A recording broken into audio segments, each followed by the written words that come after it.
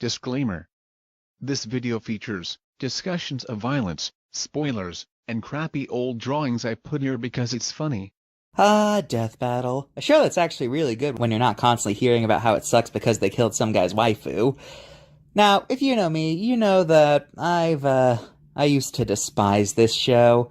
So what made me change my mind exactly? Well, after its near-death experience, I decided to revisit it for the first time since I started hating it, and realized it's actually really good. I guess because of how toxic I find most versus debaters, I expected this show to be like Patient Zero and expected them to just be incredibly callous towards the losers and go on big rants about how much they suck. But no, with a few exceptions that are rightfully criticized, mind you, for doing that, they don't do that. Like, that's what I hate about most versus debaters. They seem to use it as an excuse to just be a jerk towards things they don't like. But not here. Every character is treated well and given a fair chance. So to celebrate my newly rekindled love for this show, I decided to go through every single episode and review them.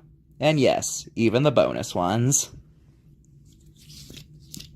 Before we start, I have to clarify one thing. I am not here to debate the result. That is not what I watched the show for. To me, if the fight's good, then that's all that matters to me. Don't care who wins as long as the fight is good. Now, will I be bringing up weird statements they've made? Of course, because that's funny. But if you're expecting this to be a debunking video, you've come to the wrong place. I am sorry. So don't you go tell me in the comments about how much you hate the show because they ignored a feat a character did in a comic released in the 70s only in Brazil, because I am not here to debate that. I'm just here to review the fights as fights, okay? Okay. Let's go. The very first episode deals with a fight between two of the most famous bounty hunters in fiction. Right off the bat, you can tell this is the first episode. Everything just has an off feeling about it. Like, everything Death Battle will be known for is here is just like the beta version. Most notably, this and the second fight both had health bars. Yeah, in the corners they just had health bars like a fighting game. But these were quickly dropped, with pretty much everyone thinking that the reason they were dropped is because they made the fights too predictable since, well, we have a gauge of how much damage everything is doing. And I'm glad they're gone too. I feel like they would have been really distracting during some of the later cinematic fights.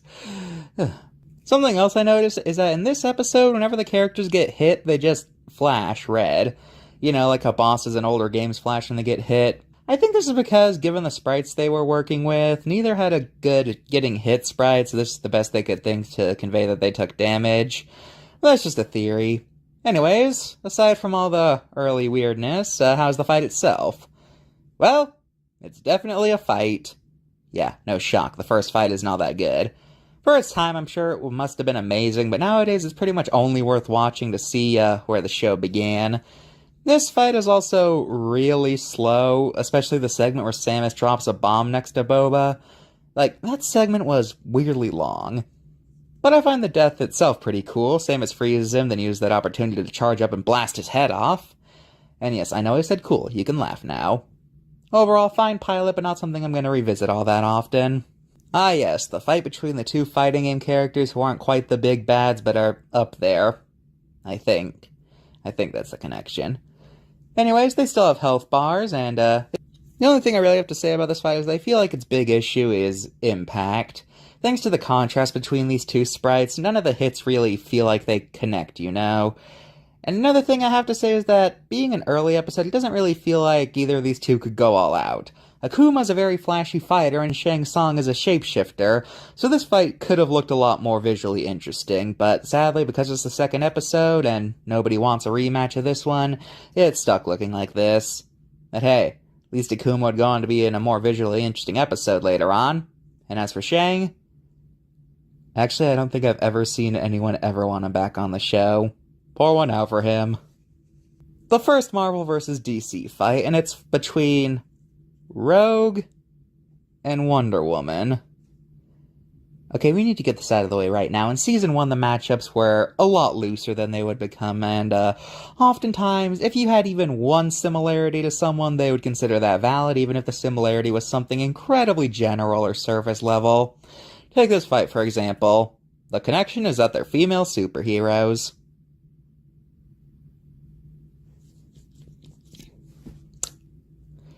Yeah, this matchup just confuses me on so many levels. Is this really a popular matchup? Like, when I think of Marvel vs. DC matchups, I think of things like Hulk vs. Superman, Iron Man vs. Batman, or fights between the characters who are basically the equivalents of each other. But this?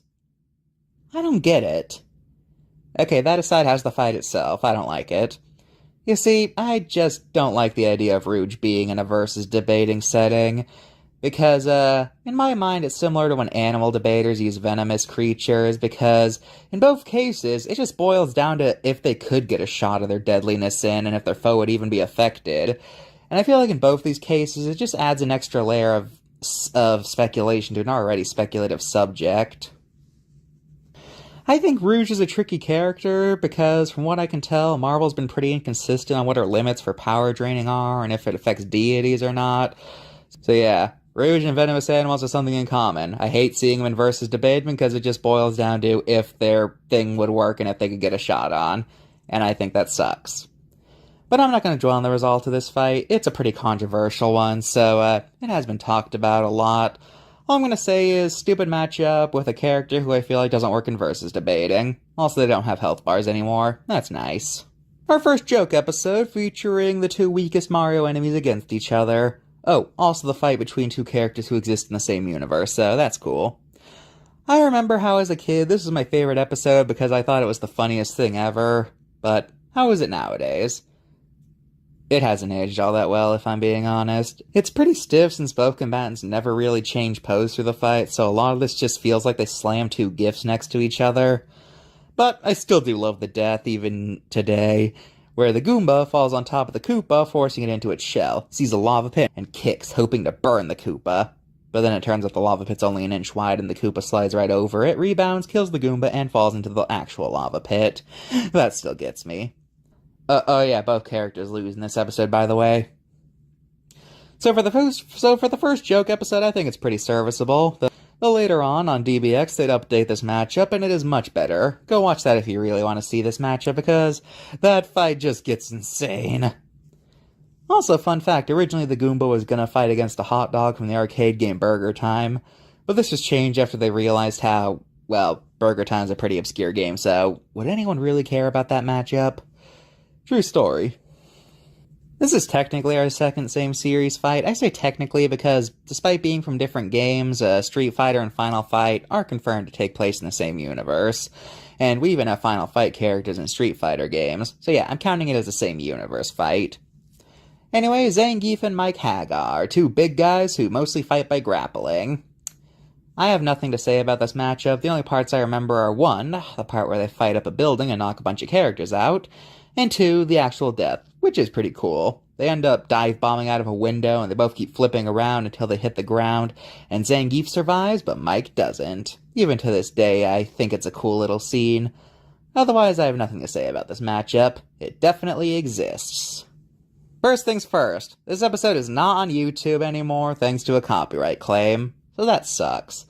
Especially since I really like this episode. I think it's the first one I can say is really cool. But I'm getting ahead of myself. It's our first fight featuring more than 2 opponents, and the first fight where the characters are canonically familiar with each other. Anyway, the 4 Ninja Turtles fight to see who best turtle is. Why do I like this episode so much? It's because it's the first one where it feels exciting the whole way through. Could be because of how many opponents there are, so something's always happening. But it's also because this is the first time that a fight has had a real good sense of speed, which I feel like is a very important part of making a good fight scene. Also, this is the first time where the deaths make a really big impact. Mikey gets his limbs and head chopped off, Donnie gets stabbed in the chest repeatedly, and Raph gets a sword shard stabbed in his throat. It's just cool if you ask me. Well, okay. I have a lot of good things to say about this fight, but there is one aspect about it that aged poorly. If you've seen it, you probably know what it is, but if you haven't, well, during Michelangelo's analysis, they say some things that could be considered pretty, offensive to people with mental handicaps. Yeah. Early on, during the first 2 seasons, Death Battle would sometimes spend an entire character's analysis clowning on them, and this is the most infamous example of this. Thankfully, they stopped doing this. They obviously still make jokes about characters, but they stopped spending entire analyses clowning on them. You know, fun fact, this episode wasn't actually supposed to be necessarily the fight Zitz was in. You see, he was originally just gonna fight whoever won the Royale, and it just happened to be Leonardo. Anyway, the two leaders of groups of cold-blooded animals fight. For the most part, this fight's just okay, but when it gets to the sewer, it gets good. Leo starts launching a bunch of sneak attacks. Zitz gets so ticked off he starts trying to break down the walls of the sewer. While he's doing that, blam! Leo comes out and slices him to bits. I find it cool because it perfectly showcases the different fighting styles of these two. While the Battletoads just try to brute force everything, Leo's a strategist who takes his time in a fight to think of what to do. And this captured that contrast perfectly. So yeah, mostly mediocre episode, but with a 10 out of 10 ending. Yes, the fight between the video game dinosaurs. Like I said, very loose. Fun fact, this episode actually has the record for the shortest fight scene, as it's not even a minute long. But Riptor does not have the shortest death in the show. That wouldn't come till later. Used to be Michelangelo, but that got dethroned. I don't have much to say about this episode, mostly because of how short it is. I am confused by the death, though. Why does Riptor land on top of a car in a pit? Is there a reference I'm not getting? Can someone more familiar with Killer Instinct fill me in if this is a reference I'm missing? Because this seems like a pretty random way to die. Also, one thing to note, at this point in time, Riptor's gender wasn't known, so they call Riptor a boy when later on the reboot would reveal that she's a girl, so that's notable. The two fighting game cat girls have a cat fight. Yeah, that's all I have to say. This is kind of a nothing fight for me. It's one of those where only the death is memorable because, ouch. I do like how after winning Taukaka celebrates but then gets bored. That was pretty funny. A fight between two Godslayers. By all accounts, this should have been an awesome fight. Both of these characters have done so much crazy stuff that a fight between them should be a visual marvel. But unfortunately, it's a Season 1 fight, so it ends up being rather underwhelming. And that sucks, because like I said, a fight between these two should be super cool to watch, but this fight is just meh. Nothing's memorable, not even the death, since it's pretty lame due to how sudden it is. And of course, there's Kratos' sprite. Ugh. Yeah, there's no way in hell this would be a sprite fight nowadays. I can guarantee that. So yeah, the fight that really should have been saved for later, because as it is, it's pretty underwhelming. Probably the most, matchup in history. Bomberman versus Dig Dug of all characters. The connection is that they both do a lot of environmental damage. Oh, great matchup. That's totally not something that can be applied to most other beings who are even remotely powerful. Anyways, this fight's weird because they basically only take gameplay into account. Like, the things they do in lore are just not accounted for, and it genuinely only takes gameplay into account when it comes to their feats. That's weird. Anyways, I like the death. At first you think Dig Dug's gonna pop Bomberman, but then he stops, leaves, and lets Bomberman's own bomb take him out. That's actually pretty creative. So yeah, probably the most out-of-left-field matchup in the series' history, but it's still pretty fun. The fight between the two black-haired rivals who have super forms. Also, fun fact, this was the first episode to have voice acting, instead of earlier on where the characters just use voice clips from their source media. Here, both Shadow and Vegeta are fully voiced, and Vegeta's even played by the guy who plays him in the Abridged series. Actually, pretty much every Dragon Ball character is played by whoever played him in the Abridged series, so that's cool that they got connections even this early on. Anyway, I think they made this change to voice acting so the characters could actually talk to each other without having to find clips that vaguely sound like they're talking about their opponent. And I'm glad they made this change, as I feel like, especially later on at the more cinematic fights, the whole just reusing voice clips thing would get, very clunky. Like, can you imagine some of these fights later on if they didn't actually acknowledge each other and just use recycled voice clips that vaguely sounded like that? That'd be clunky as heck. Plus, it's just fun to see the characters bounce off each other, which you can't really do with just recycled voice clips. As for the fight itself, I don't really find it anything special. This is the first time where there is a blatantly obvious power gap between the opponents, so as such the whole fight just boils down to Vegeta gets slapped around but doesn't take damage, then Shadow's super form runs out and he gets one-shotted. I don't hate one-sided matchups, but here it was just kinda lame, since it was pretty clear nothing Shadow did even hurt Vegeta, so you just spend the whole time waiting for the super form to run out. So yeah, this fight's just okay, but props for introducing voice acting. One of the most famous topics in versus debating. The console rivals from the 90s. The kings of the platformer genre. Mario versus Sonic. This was the first episode I watched, and I thought it was awesome. And to be honest, even years later, it's still pretty cool. I will say, though, this fight feels pretty typical. I don't know how to describe it, but this fight just feels kind of dime-a-dozen-y. Maybe because there's a lot of sprite fights between these two, but I just can't help but feel like I've seen this fight in a bunch of different places already. Not to say it's bad, though. Like I said, I still like this fight. I like how clear it's made that their power-ups cancel each other out, so that after all, I purely on their base forms. Though, one thing that bothers me, why does Mario just get dizzy after he turns back to normal? Like, 1 minute he's giant, then that runs out, and then he just stands there twirling. Did he get dizzy from, like, blunt force trauma or something and it's catching up to him? Or did he realize he's out of power-ups? What happened? 10 years later and I still don't know what they were going for here. So yeah, Mario vs. Sonic. Maybe I'll talk more about this matchup when we get to the remake. You know, usually when people do these death battle reviews, they skip this episode, but I said I would do every episode, so even though I completely understand why they do that, I'm in too deep, let's do this. Justin Bieber versus Rebecca Black, two teen singers who were the punching bag in the early 2010s. And this is our first fight to feature real people, yay!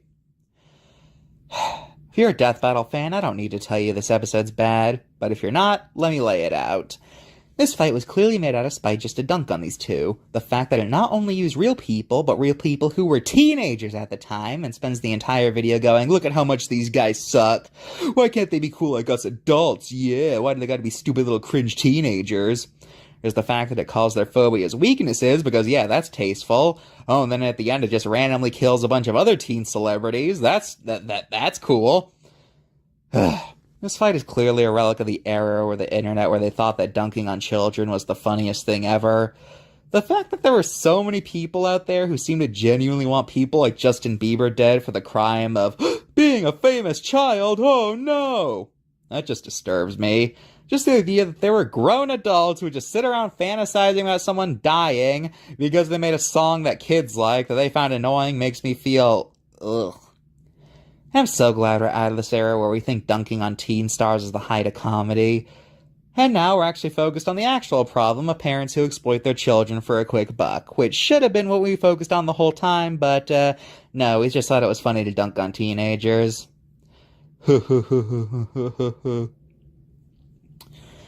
So yeah, this fight sucks. It was made with bad intentions. It's a time capsule in all the worst ways, and it's easy to see why both the show and its fandom have collectively agreed to ignore its existence. Death Battle would still use real people later on, but they'd often give them meme feats to take the edge off, so I'm glad they did that, because just doing it whole cloth just leads to stuff like this. Let's move on and pretend this didn't happen. Hey, I said every episode, didn't I? Anyways, this fight is a promotion for a t-shirt showing it's better than any t-shirt ever existed. That's all. Also, fun fact, because of this fight, the Death Battle Wiki has an article on t-shirts where it analyzes them like an actual character. It's great. A fight between two of the most famous Chosen Ones. This fight's just lame. The animation makes it so nothing feels like anything has any impact at all, and I'm struggling to think of any way to talk about it. It's just lame. It's, the only remotely interesting thing about this fight is the death, but even then it's pretty forgettable in the grand scheme of deaths, so yeah, I have nothing to say about this episode. A fight between two of the most famous female characters in fighting games. This is another forgettable episode. Most of it's just them exchanging punches and kicks. Nothing all that cool happens. It's just kind of boring. It's another one where the only memorable thing is the death. So yeah, again, nothing to say here. Ah yes, the two Hasbro characters who fly fast. Starscream versus Rainbow Dash. My Little Pony was something that would inevitably be on the show thanks to the rise of bronies, so it would have ended up on the show sooner or later. Also, apparently this is a joke episode, but is it just because it's MLP? The other MLP fights aren't considered joke fights, so I don't get it. Anyways, this is notably one of the more kid-friendly fights they've made due to how popular both series are with children. So, I guess it is possible to make an MLP animation without just making it the most vulgar thing imaginable and giving no indication it's not for kids. Isn't that interesting? Sorry. These scars run deep. Anyways, they've straight up said that if they determined Rainbow Dash loses, they would have scrapped the episode, but they decided that they figured she would win, so yeah. I do find it funny how most other Transformers lose to beings who are capable of destroying planets, galaxies, universes, but Starscream lost to a frickin' horse. He really is a loser, isn't he? Also, I like how Rainbow Dash just straight up eats his soul at the end. That's metal. There's actually an updated version where it shows that she put him in a sewing machine, but I prefer Soul Devour or Rainbow Dash, thank you very much. So yeah, I like this episode, even if I'm still not entirely sure why it's considered a joke. A fight between two of the most famous characters from shooter games. Don't be fooled by the thumbnail, this fight came out before the Doom reboot. So as such, it's still Doom Guy, Doomslayer doesn't exist yet.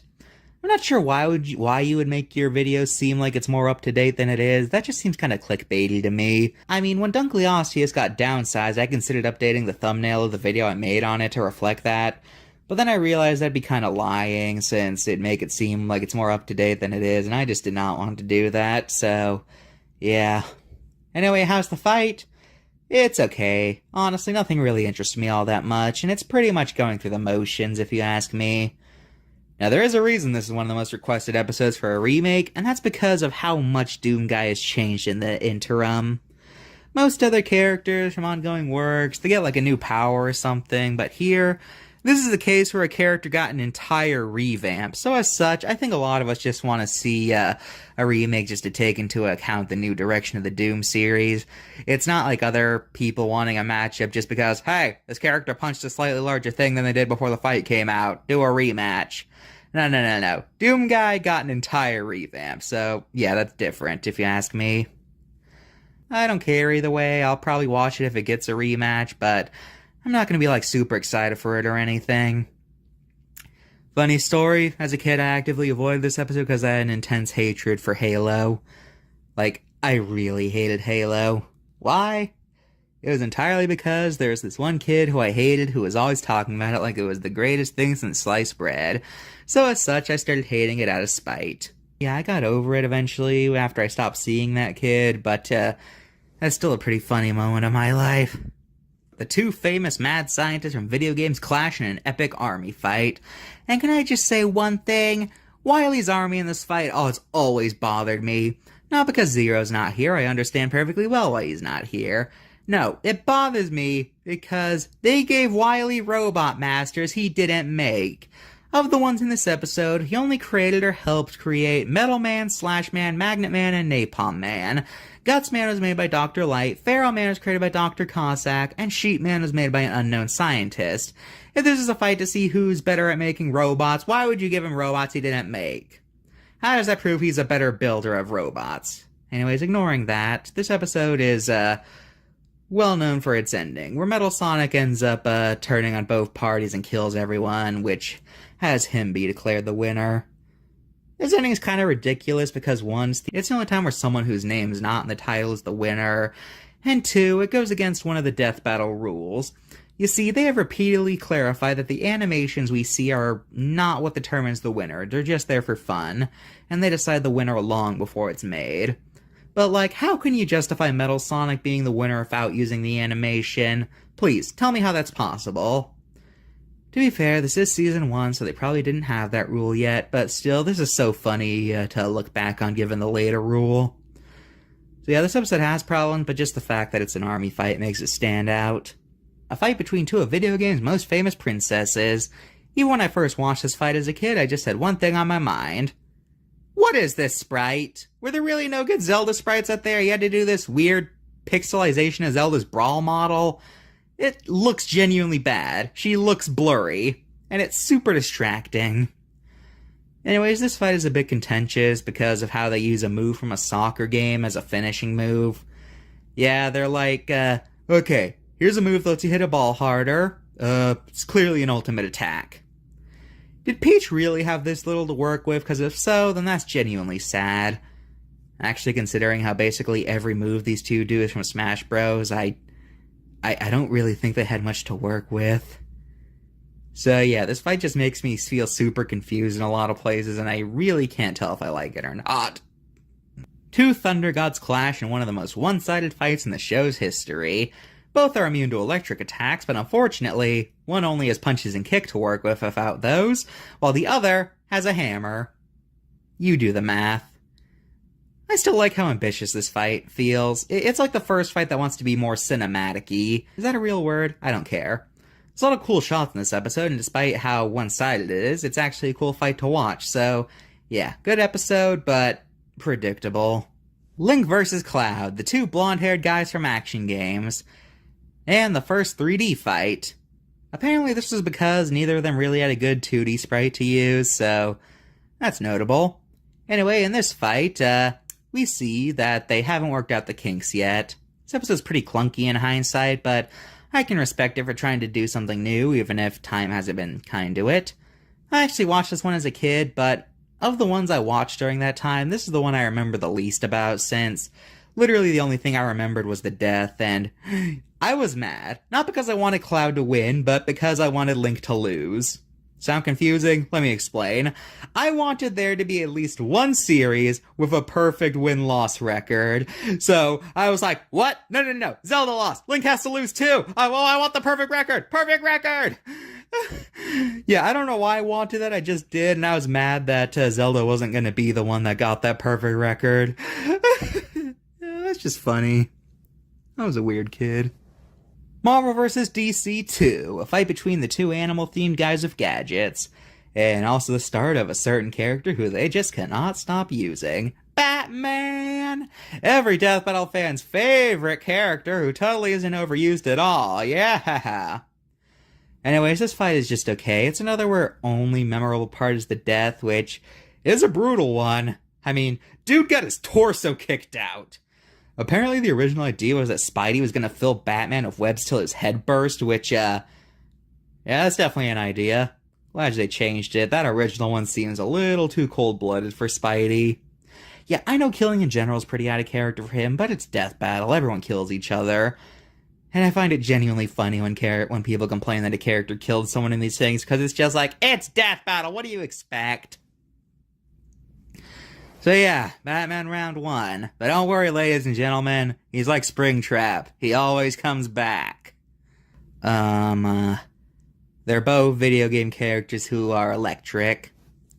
Yep, it's another case of Season 1 loose connections. Anyway, I honestly love how anticlimactic the death in this episode is. They spend the entire fight clashing with each other, and the whole time you think, wow, these guys are pretty equal. But then Blanca just straight up eats Pikachu, and you're just like, oh, that's right, he's like 3 times his size. That's just funny.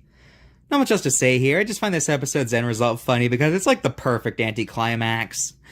So that was fun. What's next? Oh. Here we go. The big one. One of the most famous and controversial episodes of all time. It's also their most well-known, being the most viewed episode even to this day. The one that spawned many a flame war and endless debates for years to come. The fight that has people always clamoring for a rematch anytime Goku gets a new hair dye. The fight that I am completely apathetic towards. Yeah, gonna be honest, I don't really care about this fight at all. Mostly because I have no stake in who wins. I like Superman and all, but, yeah, I just do not care here. But the main reason I don't care about this episode is because it has the longest fight scene of any episode, being nearly 10 minutes long! Joy. I remember when I watched this as a kid, I was just like, come on! Why don't you just kill each other already? Anyway, second 3D fight, and while it's better than Link vs. Cloud, it still looks very clunky in hindsight. Notably, this was also the first fight to have a narrative. Before this, all the fighters just kind of attacked each other for no reason. This is the first time to give it an explanation. In this case, Goku's watching TV, news report about Superman plays, and then Goku's all like, oh no, he must be dangerous, and heads off to kick his butt.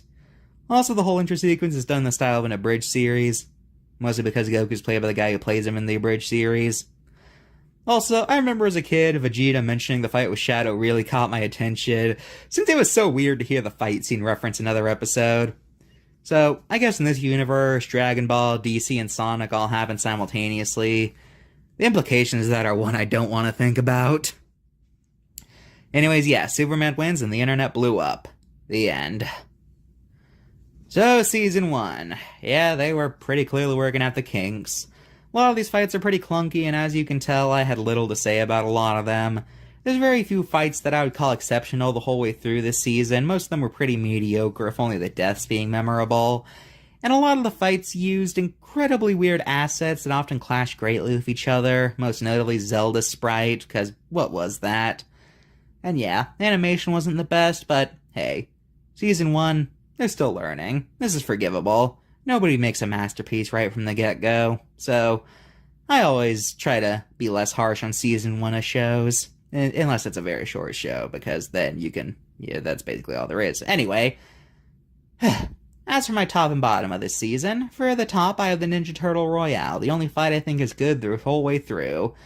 And as for the bottom, we have the, fight that shall not be named. So yeah, let's move on to Season 2, baby!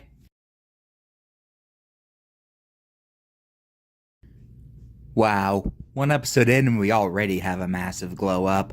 Right away, this episode is a major improvement over basically all of Season 1. Like, you can just tell they definitely have had a bigger budget, or they got better at animating. One of those two things, or maybe even both. And I cannot complain. This fight is awesome. Now, TBH, I don't know jack about either franchise, but I still love this fight, because it just perfectly encapsulates just how ridiculously OP 80s characters could be. It's just fun to watch. I don't know what I could say besides just saying it's great over and over again, so yeah, go watch this, it's incredible. Season 2 is off to a great start. This fight can basically be summed up as a better version of Akuma versus Shang Tsung. The contrast between the two fighters and the contrast between the Street Fighter and Mortal Kombat sprites feels less jarring, but I can't exactly explain why. And this fight just feels powerful. The hits actually feel strong, and there's better impact, which, as I said, was the biggest issue with Akuma versus Shang. By far, my favorite thing about this episode, though, is how Shao Kahn is not intimidated at all by Bison. Like, this guy has clearly seen enough stuff that he just sees Bison as just another fool trying to beat him, and I like that. Also, this has one of my favorite deaths so far, where Khan bashes Bison's skull in and then rips him in half and then eats his soul. That's the most metal death so far. So yeah, this is like a better version of the first MK versus Street Fighter fight. This episode exists. It's cool, really cool, but I have nothing to say about it since I know jack about either character. Cool episode, just don't have anything to say about it. This episode is the definition of just okay. Okay fight, okay finishing move. There's nothing really exceptional about it. From what I heard, apparently the crew has come to dislike this episode, from what I can tell. Mostly because of how, I'm just gonna say it, simpy this episode is. I mean, the connection given is that both are hot, I'm not kidding, and in the fight itself they basically do nothing but talk about how hot both characters are, and yeah, I could see how doing something like that would get embarrassing as you get older. I think this fight holds the record for the most obscure character on the show, but don't quote me on that. Anyways, a fight between two animal space pilots. This fight is another one I find just okay. It has its moments, but overall nothing all that exciting. But I want to take a moment to vent about something. The TV tropes page about scary moments in this show. This is one of the most melodramatic things I have ever read. It's like they make it sound like you're watching something with Disney-level animation that are complete bloodbaths that have hyper-realistic blood, and the deaths are all dragged out and torturous, and they go on for minutes.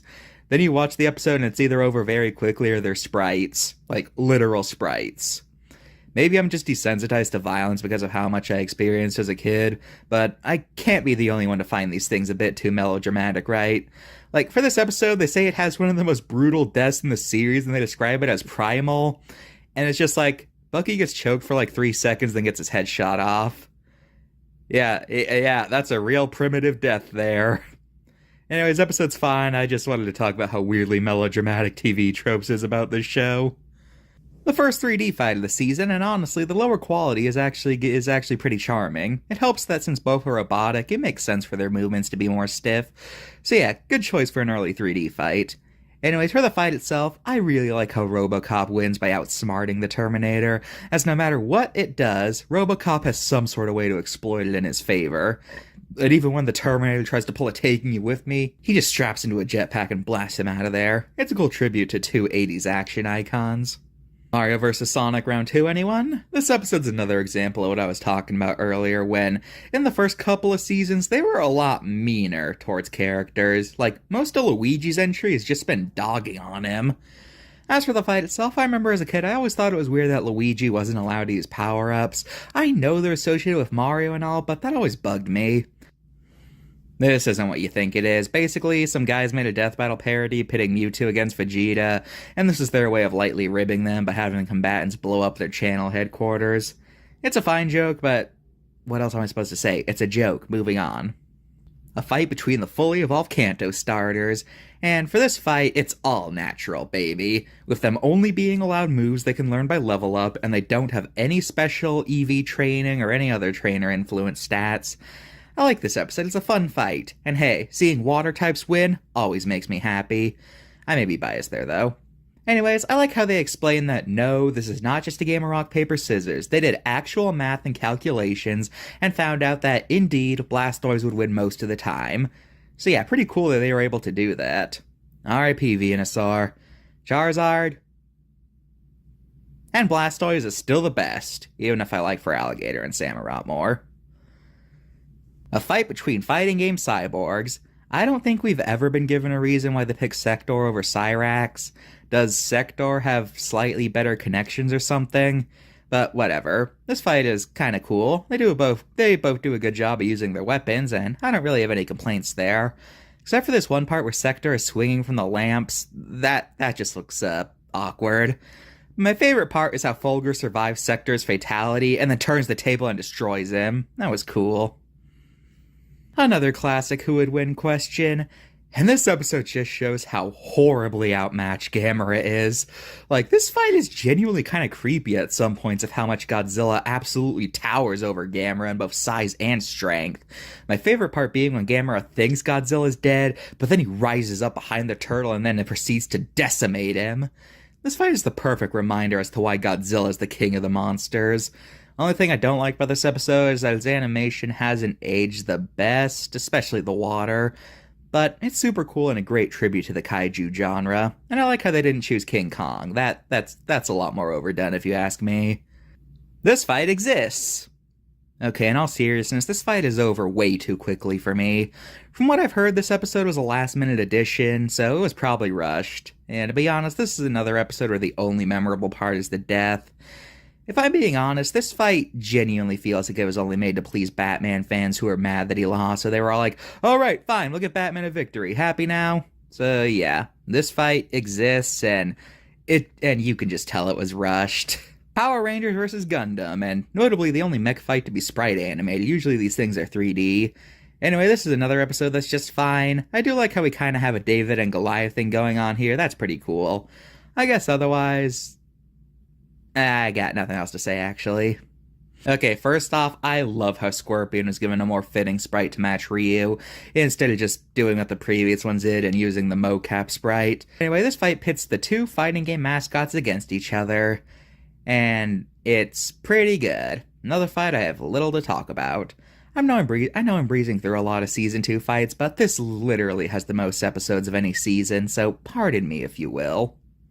I love how these two play off each other. They're so different personality-wise, it makes for a great time. I like how Deathstroke is taking this fight dead seriously, Deadpool is treating it like a game. It's a great contrast and it makes for an entertaining time. I also feel like they did a good balance between humor and action, which can be a tricky thing to do, but this episode pulled it off beautifully, as it manages to be both funny and awesome. So good for you, Deadpool. Ah yes, an unstoppable pink entity known for devouring entire populaces and bringing gods to their knees. Versus Majin Buu. Anyways, Kirby's one of my favorite franchises, so obviously seeing him get a victory is very nice to see. And I love how before this episode came out, everyone thought, well, no duh, Buu wins, but then the fight came out and we saw how horribly outmatched Buu is against Kirby. It's glorious. Though, one thing that bothers me about this episode, if for some reason they gave Kirby these weird drawn-on faces, I don't get why they did this, and I'm glad this never really caught on, because it just looks wrong. And when this fight came out, it was almost just as controversial as Goku vs. Superman, because that's just how Dragon Ball fans are. But as time went on, less and less people complained about this episode thanks to how Kirby being super OP has become much more common knowledge. So I'm glad Kirby won and people realizing just how strong he is. Good for him.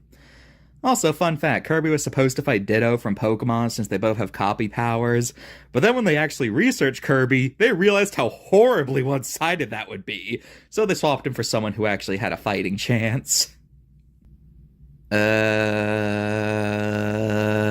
Pretend I said something about this episode.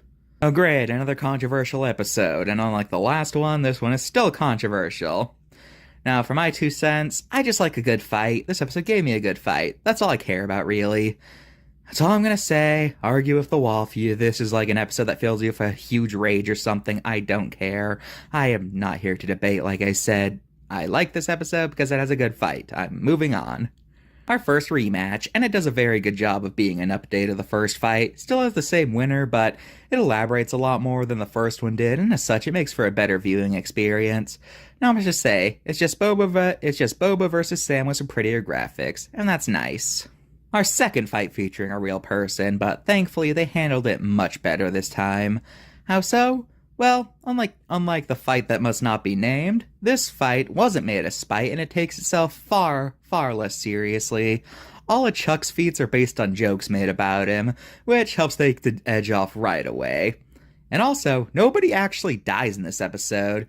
In fact, there's not even a winner. These two are so evenly matched and powerful they end up breaking out of reality and are unable to be continued to be followed by the camera. Meaning, for all we know, this fight will never end.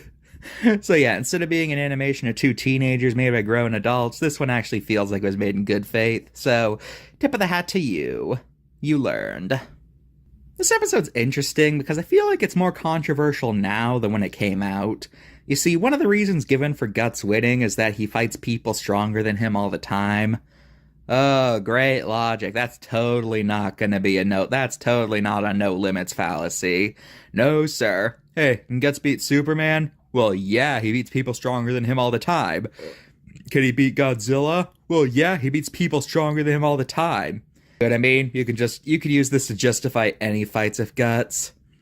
Yeah, that was genuinely one of the most poorly worded justifications for victory they've ever done. But I still like this fight. It's cool. It just has a very weird reason given for victory.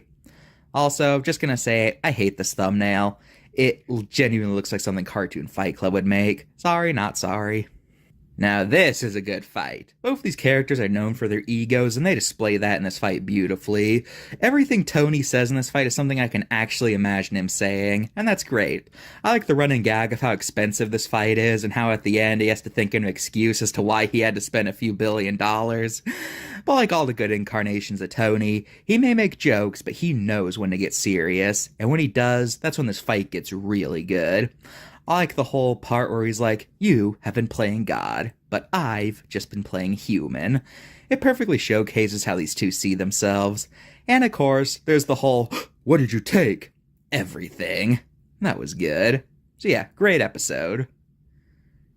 If you were to ask most Death Battle fans what the worst episode from a technical standpoint is, they'd probably point to this one. And yeah, it's easy to see why. This episode just feels very early season 1-ish, especially considering the massive sprite difference between these two. I mean, just look at this contrast. This is some Kratos or Zelda crap. And in addition, this whole fight just feels incomplete. Neither of them ever say a word, and they act weirdly monstrous despite their entire characters being that they're not monsters. So yeah, this fight just feels clunky. Easy to see why it's considered the worst episode from a technical standpoint. An episode a lot of people don't like is being followed by a fan favorite. Oh yeah. It's very easy to see why this is considered one of the best episodes. It plays out a lot like an action movie, and it can get very cinematic at points. I don't know what to say about this that hasn't already been said. So yeah, it's just great. Moving on. This episode, it's an episode, alright. You know, Darth Vader, he killed a robot, and then Doom kills him. Yeah, both these two have a better matchup later on, so I don't know what to say here. Moving on. Oh joy, the episode that's so bad that even the creators have spoken against it. Goku vs. Superman 2. You can just tell this episode is made out of spite. Basically, the whole thing is a poorly disguised rant against people who didn't like the result of the first video. And in the process, they make both characters look terrible. For Goku, they basically do this whole melodramatic, if Goku could beat Superman, would you even still like him? And for Superman, he's portrayed as a boring Gary Stew. So, great, you managed to insult everyone. Oh, but don't worry, you may have portrayed these two very unflattering, but, we gave a melodramatic speech about why both characters are loved, so it's cool we spent most of the video bashing them. Imagine someone beating the absolute tar out of you, and then when you're done, they just go on this weird tangent about why you're loved. That would just be insulting to you, and it's insulting here. I don't think I've seen anyone defend how this episode played out, even from people who agree with the result. And it deserves its bad reputation, as this is probably the worst episode objectively. It was made out of spite, it makes the characters look bad, and the whole thing is just insulting towards fans of both characters. Easy to see why this fight has been disowned. Mario vs. Sonic Round 3. This time it's the strong guys. First thing first, what is this sprite? No joke. This might hold the record for worst sprite on the show. It looks like they slapped Donkey Kong's head onto the body of a weird Sasquatch creature, and it just looks so wrong. Anyways, for the first time the Mario character wins. Good for you. Even if the victory came from cryptid Donkey Kong, who looks like something you'd see in the woods late at night. This fight's cool, but it's another I don't have anything to say about. The fight itself. I love this episode. Not because it's a cool fight or anything, it's just funny. Both of these two are known for not being serious fighters, and they reflect that perfectly here, as a lot of the time, these two aren't even fighting. They either do attacks that don't even come close to connecting, or they just go on about how they're cooler than the other guy. Major kudos to the voice actors, they did a marvelous job here, and I like how Dan's death was an accident, but Mr. Satan convinces the crowd it was completely intentional. That's just a riot. So yeah, this episode is just great, and always puts me in a good mood. I hope the mood isn't immediately killed by... Oh. Do I really have to talk about this episode? Really? Well, I said I review every episode, so I have to live with the consequences.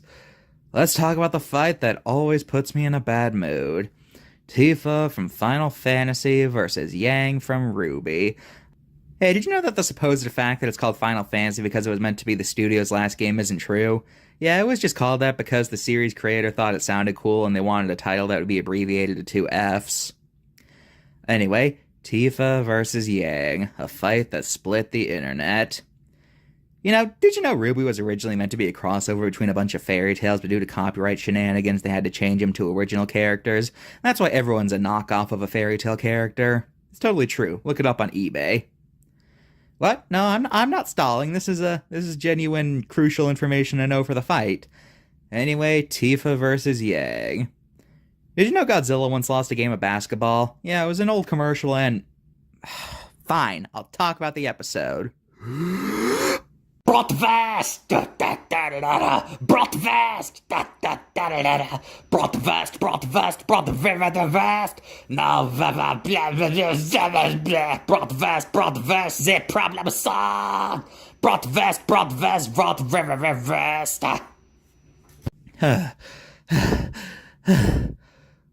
Whew. Well then. Whew. Well then. Glad I got that off my chest. From one controversial fight to another, oh joy. Mega Man vs. Astro Boy, a fight between robot boys. And in fact, Mega Man was actually based on Astro Boy, which is a cool thing to note. I actually like this fight, to be honest. It's very charming. And I like how since the robot, nobody technically dies, since either way, they can just get rebuilt. In fact, after beating Mega Man, Astro Boy just sends his parts back home to get repaired, and he even pets Rush. Oh, I like that. So yeah, I like this fight, despite the controversy. I've mentioned it before, but I will forever be impressed that they figured out who would win in this fight, because like I said, this fight feels like trying to figure out who would win between two guys with pistols. Anyway, this fight's actually pretty good. As we'll see later on, I kind of prefer the Marvel vs. DC fights featuring the characters who aren't the heavy hitters. I don't know, it just feels cool to see the guys who people don't endlessly scale get to do stuff. Especially since some of these feature the characters who are often clowned on for their power, so it's nice to see that these guys finally get respect. We end this season off with another controversial fight. Okay, this time It's not just because of the result, it's because of a certain line said in the video where Pokemon are said to be slaves.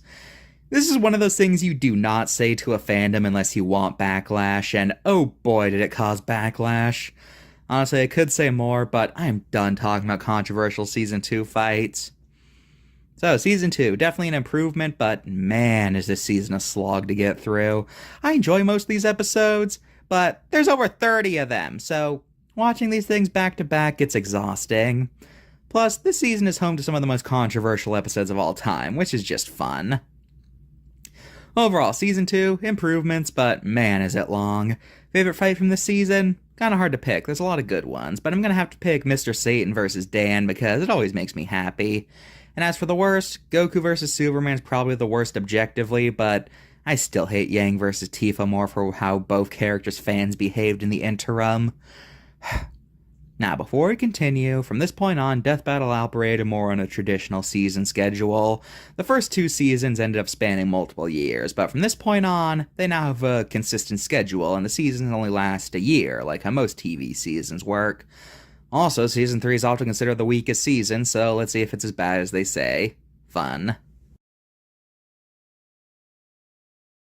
Alright, off to a great start. First 3D fight of the season, and I don't really have any complaints. I feel like we're getting to the point where the 3D fights actually start to get good instead of always looking clunky. Well, okay, I did just say I have no complaints, but I do have one. At one point, their partners Trish and Jean come out, and they fight for a while before they just disappear. Yeah, this was a pretty blatant promotion for DBX, and it's super distracting. Other than that, I don't have any complaints about this fight, it was just cool. This fight was super disappointing. This is a fight between 2 of Nintendo's greatest villains. Sign me up! But, this fight just bothers me. It's hard to explain why, but I don't know. This fight just gives me an off feeling that I have a hard time explaining. Like, the whole thing just gives off a feeling of apathy, like they didn't actually want to make this episode. But like I said, it's hard to explain why this fight bugs me. It just does. Let's move on. Alright, 2v2. This time it's between PlayStation All-Stars from games where you collect things. I don't know, my best friend was the guy who liked these things, not me, okay? Okay. Anyway, I like this episode quite a bit. It's very charming and quirky, and it's just a good time. Not the deepest review in the world, I'm aware, but hey, I like it, and sometimes that's all I have to say. Another Marvel vs. DC fight, this time between their 2 speedsters, Barry Allen version of The Flash and Quicksilver. And yeah, I think everyone saw this episode's result coming a mile away. Like, Pietro doesn't even come remotely close to Barry, and he can literally run circles around him no matter how fast he gets. So yeah, I think everyone knew from the start Barry would win. Okay, so besides the predictability, how's the fight? It's actually pretty cool. Most of the fight's actually a race with them sometimes throwing hands. But then Barry gets serious and drags him into the Speed Force, which was just cool. Some people complain about how anticlimactic Quicksilver's death was, but honestly I love how his death was an accident, especially how Barry reacts when he sees the corpse. Though as we later find out, this might not have been an accident. Anyway, yeah, despite being a major stomp, I like this fight. Well, okay, there was one weird part where Captain America gets a title screen for some reason. Yeah, that was weird. He never even shows up again, so I don't know why they did that. Joker fights the clown from Twisted Metal because his more popular opponents were deemed to be too powerful. I'm not kidding. Anyway, I've noticed that so far in the season it keeps flipping between sprites and 3D, so that's something worth noting. Anyway, I love this fight, mostly because of how Joker acts. This guy just makes this fight for me. It like Deadpool versus Deathstroke. I like how one of these guys is taking this fight dead seriously while the other's treating it like a game, with the scene where Joker ends up in the truck being a serious highlight for me. And despite how controversial it is, I actually like how Joker wins by tricking Needles. And yes, his name's Needles, Sweet Tooth is the name of the truck. It perfectly shows why the Joker's so dangerous, because he can get you to do whatever he wants. And I like how they showcase that in the fight, so yeah, I know it's controversial, but like, I feel like no matter how they showed off how he wins by outsmarting, it would have been seen as controversial, so whatever. Oh boy, what a clunky episode. So after his defeat at Vegeta's hands, who was way out of Shadow's league, I guess to satisfy his fans, they put him against someone more on his level. Unfortunately, a lot of things went wrong here, like how the animation ended up being rushed, the fact that nothing really cool happens here, the fact that this video seems to have been made just to dunk on Shadow, especially since they gave him one of the most undignified deaths in the show's history, and in general, this fight just sucks. Easy to see why it's so often at the bottom of most death battle lists. Like, this is right on the edge of what I consider a spite fight. You know, spites that were just made because they hate a certain character. This is right on the edge, if you ask me. Before watching this fight, I was, very iffy about it, since by all accounts this seemed to be a commercial for another show. But when I actually watched it, yes, it was a commercial, but it was an awesome commercial. Like, genuinely one of the best 3D fights so far. I know nothing about this show, so I can't comment on how the characters acted, but it was just cool to watch. Steam games come out, wallet explodes, the end. I don't know what to say about this fight. It just kind of exists for me. Let's move on. Oh boy, this episode. So, Overwatch had just dropped a few months ago, and it was very popular compared to TF2, since they were both first-person shooters of a colorful cast. So Death Battle was all like, hey, there's an idea! And, in fact, Tracer is the youngest character featured on the show, as Overwatch was only a few months old when the fight came out. But very quickly this fight gained a bad reputation, mostly because a lot of people criticize the show for getting a lot of stuff about TF2 just flat out wrong. Most infamously, they make it seem like being under Bonk Cola makes Scout bulletproof when it makes him fast enough to dodge bullets, and it has one of the weirdest downplays I've ever heard where they say that him surviving an explosion's irrelevant because we don't see where it made impact, which, yeah, that's a take. As for me, I found this fight semi-amusing. It's nothing special, but I can very much understand why TF2 fans hate this episode. I have nothing to say about this episode. And I don't have anything to say here either. Guys, I'm starting to get worried. I really wanted to like this fight. And by all accounts, it should be cool. And for the most part it is. But it has one glaring flaw that I cannot get over. What is this? Yeah, I cannot take this fight seriously when the Hulk looks like this. Especially since, look at Doomsday. He looks like he's super realistic, but Hulk... Ugh, he looks like he's made of putty or something. He sticks out like a sore thumb. Apparently this is how he looked in Marvel vs. Capcom, but, like, really? You couldn't have picked a better model? You had to pick the one where he looks like... whatever. Sorry if this is your favorite episode, but I just cannot get into it because I just hate the Hulk's design in this that much, okay? Okay, let's move on. Finally something good. After a bunch of mediocre episodes, this fight finally feels like a return to form. It's cool, feels nice, animation's nice, everything's nice. Finally something good again. And we end this season with... a joke episode. Oh boy. Now, I like this episode. I find it very funny, and I like how once they figure out that they can both see the fourth wall, they instantly become friends and decide to mess with previous episodes, and then the hosts themselves. It's very cute, charming, well animated, and they integrate the animation in real life well. But here's the thing. This should not have been the season finale. In a vacuum, this episode's fine, like if you're watching nowadays, since you can just go right to season 4, but think about it like this. Think about how this would have been at the time. The previous two finales were massively popular debates that were big in scale, but then season 3 ends with a fight that isn't serious and doesn't have a winner, so instead of ending this season on an awesome high note, it ends with a slight chuckle, and now you have to wait months to get something you actually want to see. Yeah, if you think about it from that perspective, it is painfully obvious to why this fight was so contentious at the time. But like I said, nowadays, I find it a good episode since you can just go to the next season instantly. But at the time, yeah, I can perfectly get why you'd be frustrated with how this season ended.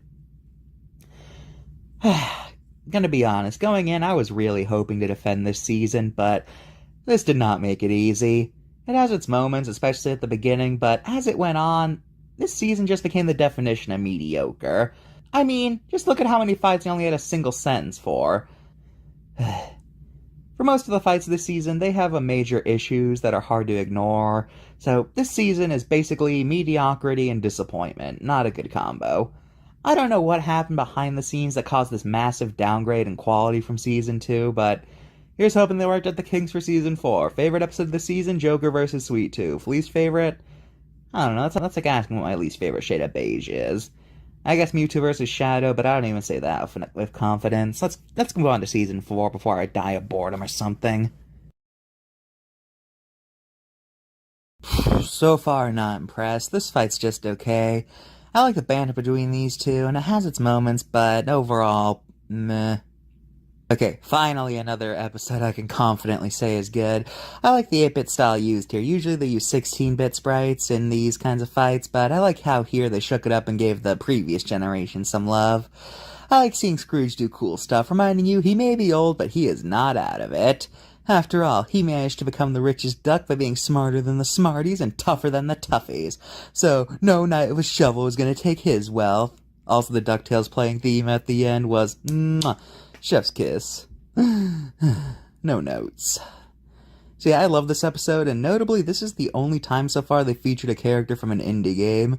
Which is a shame, there's so many cool indie games out there, it would be nice to see more of them. One uses Venom, the other's named Venom. That's not the connection, I just made a joke. This fight does a few things that bother me. For one, Venom's voice sounds more fitting for Carnage, and for two, and most importantly, this episode feels like it has shots missing. Like, throughout the fight, some things will just happen, we don't see any build-up or anything, they just cut to a character doing something, and it just leaves me going, wait, what just happened? So yeah, this episode's clunky and Venom feels off. Oh yeah, here we go, baby. This is a great episode. Perfectly captures both the campiness of old action shows while still being a great fight. There's so much here I love, but I don't want to give too much away because this is one episode I genuinely recommend you watch. Also, Matt Pat's in this episode, and apparently this is a controversial thing. I mean, I think he fits, but what does my opinion matter? Guy who attacks with fire versus guy who eats fire. What can go? This was not a good idea. I like this episode mostly because it has one of the sickest deaths in the show's history, where after realizing he can't fight fire with fire, Natsu's all like, okay, how about lightning then? And then he zaps Ace to death, causing him to fizz away like a flame without oxygen. Plasma for the win. A pretty cool episode featuring two fighting game ice users. I just realized the last episode was fire and this is ice. I hope that was intentional. Anyway, Sub-Zero is one of my favorite Mortal Kombat characters, so it's cool to see him get some time to shine. I like the fake out near the end where you think Sub-Zero's done for, but then turns out, psych, he's still alive. That was a dummy. Then he performs the spine rip, which is the only fitting way this battle could have ended. Seriously, if he killed Glacius any other way, I would have rioted. Hey, remember when the show managed to get a character's power wrong? Not lowball a power or anything, just straight up gave a character a power they don't have. Yeah, they do that here. Rather infamously in this episode, Android 18's given energy absorption, which she does not have. Now, this was not the only reason she won, despite what a lot of people seem to think, but it's still very distracting, especially with how much emphasis they put on it in the fight itself. But ignoring that, this is still a very snappy fight with good animation, so it's good in my book even if it has a very glaring error. Eggman vs. Wily Round 2. A lot of people complained, why didn't he get to use Zero? So now he gets to fight the winner of the fight. And he wins. Good for you, Zero. This fight is cool visuals, switching from 2D sprites to what are either 3D models or what look like 3D models made of pixels. I genuinely cannot tell. So yeah, not much to say. It's like Eggman vs. Wily. The Squeakquel. If I ever say that again, please hit me. Speaking of round 2's Pokemon vs. Digimon. Honestly, I feel like if you do Pokemon vs. Digimon, this is how you should do it. Compare the creatures as they are. No Digivolving, no Mega Evolutions. I just want to see their pure raw stats. And I'm glad that's the direction they went with this fight. It makes it a lot more entertaining if you ask me, instead of just having the Digimon go, oh, I'm just gonna Digivolve, oh, I'm a god now, you're toast. See, I like the direction they took in this episode. Oh boy, here we go. The fight between the fighting game boxers and the first Street Fighter fight to be in 3D, and this is just awesome. Starts out like a typical boxing match, but then as it goes on, it gets elevated, and then the gloves come off. Well, not literally, they're boxing, so they need to wear the... You know what I mean. And man, this fight. The punches are super impactful, every hit feels strong, and it's just a marvel to watch. I also like how close this fight is. Like, according to the calculations, this is probably the closest fight they have ever made. Their stats are basically identical, and TJ only won because of something completely theoretical. Which, yeah, I think the closeness helps this fight be cool, and it's very easy to see why this episode's a fan favorite. From one super cool fight to another, this time featuring superpowered samurai. I love this episode so much, mostly because it's just cool seeing Shredder being allowed to get down and dirty thanks to not being beholden by a kid-friendly rating. In fact, this fight really makes you realize just how dangerous a lot of kids show villains would be if they didn't have to deal with age ratings and the fact they can't kill anyone too major. Also, this shot, one of the coolest the show's ever done. I know I say cool a lot in this video, but hey, I find it cool, I'm gonna say cool. Another joke episode, but thankfully not the season finale this time. This one pits two characters from PSAs of all things, and it's just as goofy as it sounds. Rather notably, this fight is entirely hand-drawn. Yeah, no pixels, no CGI, it's entirely 2D animated, which really helps it stand out. Though, I guess doing it like this was necessary, since how could they have done this in the other two art styles? I feel like no matter what you did, that would just look weird. So, yeah. It's a good joke episode and introduced a new medium for the show to use. Very nice. Oh good, Diana got a more fitting matchup, thank goodness. I'm pretty sure this is the first episode where both characters are returning, but it's not a rematch. I just like how powerful this fight feels. Both of these characters are known for being super strong, and they do not hold back here. Really does feel like a fight between gods, and that's all I needed it to be. Oh, also, something to note, due to concerns about copyright from this point on, all episodes feature unique music instead of using music from the cast source material. And this is a good choice, because a lot of these songs are really good, and they help the fight scene to be elevated. So I'll be sure to highlight music that I feel like is really good as we go on. You know, I am super glad they didn't do Naruto versus Luffy. I always felt like people only wanted that because of the whole pirate ninja thing, so I'm glad they picked something more unique. Anyway, this fight is okay. It's Spider-Man vs. Batman, but future now. You just know if this fight was made today, they would definitely have to reference canon events. Anyway, this fight's also okay. It's mostly just Batman vs. Superman, but they have different weapons this time. Boy, I sure hope they don't do another thing that's basically Batman vs. Superman, but something slightly different. The only part I really like is how after killing Miguel, Terry's all like, yeah, I did it! And Bruce is on his phone just like, yeah, I guess that's one way to do it. You can just tell he's not happy he killed him, but he understands why he did, and I think that's a great touch. Oh boy, the fight people use as a gotcha for previous episodes just should be fun. Well, actually, yeah, this fight is very fun, and a great way to end off the season. This is the first season finale that I can definitively say I love. The scale, the power, Sephiroth managing to win because of a trick he pulled. It's all great, no notes. So, Season 4. After a rocky start, it kicked into high gear and definitely became a highlight, with some really great fights, the introduction to 2D animation, and the start of original music. I know the season mostly consisted of me saying it's cool, but look, after the mediocrity of Season 3, it was great to finally get some consistently good stuff again, okay? Okay,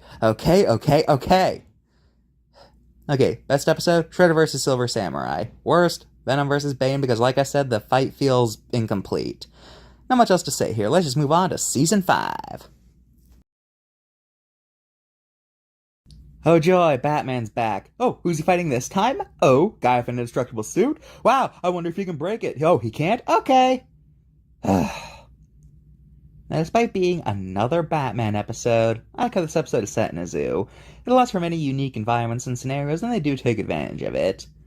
Hopefully this will be the last we see of Batman, but we all know it won't be. Quite the strong matchup. Anyway, this episode came about because they thought that Raven's more popular matchups were too strong, so they put her against a horse. Yeah, this fight's okay, I guess. There's not much to say here besides something that's worth noting. You see, but because both these characters are involved in popular kids shows, they toned this episode down to make it more kid-friendly. So no swearing, nor blood, and notably, the way Twilight's defeated is framed in a way where it's left vague as to if she actually died. So that's definitely something worth noting about. I like how in this episode Grandpa Joe acts like a spectator. That's a cute detail. Also, for some reason, all the dialogue here is in Japanese, which is notable since I can't recall any other time they did this. I'm not sure why they picked this episode specifically to do this. I mean, they've had anime on anime fights before. I don't know, I feel like I'm missing something, and somebody's probably going to explain why they did this. As for the fight itself, I like how Kenshiro wins by pulling a sneak attack at the start, and you don't even realize it till the end. All I really have to say there. This is a matchup they wanted to do since the beginning, and I think it worked out very well holding it till now, because this is a good episode. The highlight for me is how exasperated Spyro gets at all the random crap Crash pulls out. in general, I like how they play into the cartoony nature of these two. Makes for a good time. So yeah, I'm glad that they waited for their 3D animation to get good before doing this. It helped out a lot in the long run. This fight exists. I love Kingdom Hearts and all, but this fight was just okay and I got nothing. I thought this fight was going to be boring since before watching I thought this would just be a guy with a pistol versus a guy with a pistol. Then after seeing all the crazy stuff they do, I was proven dead wrong and actually managed to be really good. So congratulations, you managed to subvert my expectations. Is that still a Mimi thing to say, or has that died? I have no idea. Man, does this episode have a cool death. Strange is just like, well, if I can't kill you out here, I'll kill you in there. But then he enters Fate's mind and is immediately destroyed on a spiritual level by the beings who gave him his power. Oh, that was a cool way to end what is otherwise a pretty forgettable episode. Yeah, despite all the crazy things these guys are able to do, this fight felt underwhelming. Such a shame. Cool death, though. Two fighting game characters with an evil form have a duel this time. You know, I once saw someone say this episode is proof that Ryu should have beaten Scorpion, and when I saw that for the first time, I was just like, why, is he a demon or something? Yeah, it turns out that's exactly the case, so whoopsie for me. Anyway, this is another fight where I just think it exists, so moving on. Holy crap, is this a good episode. This is another hand-drawn episode, and oh man, does that help it massively. Like, genuinely, this is one of the coolest looking fights in the whole show. The art captures a mix of Samurai Jack's art style with manga style, creating something just gorgeous to look at. Honestly, I could just see her gushing about this animation all day, but we don't have all day, so... Anyway, this fight is tense, snappy, exciting. It looks great. It has an awesome death. I don't think I've ever heard a single bad thing about this episode, and it is easy to see why. I highly recommend it. I love how vicious this episode is. Both characters are known for being incredibly brutal, and the fight captures that perfectly. There's very little levity in this fight, and it's clear that they both want each other to die as painfully as possible. The only thing I find iffy about this fight is Carnage's last line where he just says, I hate you. I don't know, that just seems kinda lame. Like, just, I hate you. That sounds more like something an angsty teen would say than a superpowered murderer. Never forget that Transformers' only victory came against a literal child. I just find that funny. That's all I have to say about this episode. It's good and all, but yeah. You have no idea how glad I am that it's not Daredevil versus Batman. This episode's done in live action. Yeah, I don't know why they did this, or when they determined to make episodes live action. My guess is that they do it when they figure that nothing either combatant does is all that crazy in real life, but that's just a theory. Anyway, costume design's great, no notes, and the fight choreography's also great. Also, since neither of these guys really have any offensive superpowers, it allows for more direct hits, which is always fine by me. So yeah, good episode, and I look forward to more live action episodes in the future. Our second remake. This one was made to celebrate the 100th episode, and I guess give an update to one of their earlier episodes, now that both have gotten a ton of new stuff to work with. This is another hand-drawn episode, and notably, it has the exact opposite verdict from the original, as while in the first fight it was determined that all their power-ups cancel each other out, this time they determined that, wait, no, Mario does have power-ups that Sonic has no counter against. Now as to which video I think is better, might be shocking, but I have a softer spot for the original, mostly for nostalgia's sake, I'm aware, but also because as much as I love how they use 2D now, something about this episode's animation just feels off. I can't explain why, but this art style took me out of the fight a little, and I don't know why. So I'm glad Mario got a V, but this art style just does not work for me, and I can't explain why. Okay, now here's a really good episode. Ultron's one of my favorite villains in comics, so seeing him get to kick butt was always going to be cool. But the reason I like this episode so much is that it has one of the coolest deaths in the entire series. At first it seems like Ultron seems to be getting consumed by Sigma's virus, but then he just says, oh please, and he pulls an Uno reverse card. I like that moment so much because it gives the implication that Ultron was always on top of things this fight, and only humored Sigma into thinking they were equals, and that's why this fight rules. Who knew two old guys fighting could be so cool? I like this episode, but the death confuses me. Why did he stay in the path of the flying fist after mentally trapping Roshi? Like, did he just think, oh yeah, staying in the direct path of this flying object, that's a smart idea? Confusing death aside, it's still a good fight, though. You know, I can't imagine how cathartic this episode must have been when it dropped. This fight came out during the interim of Infinity War and Endgame, so at that point in time, Thanos was seen by the general public as this unstoppable being who manages to trounce anyone he fights. So, who could kill Thanos was a popular topic at the time, and I can imagine that there being a video that showed that there's someone who can not only defeat Thanos even with the Infinity Gauntlet, but on top of that, comic book Thanos, who is even more powerful. That must have been very cathartic to see. Especially since, as they said, Thanos is not even capable of defeating Darkseid at all. I like the fight's music. It's a cool beat that perfectly captures the fact that these two are borderline gods, and it captures their powers perfectly.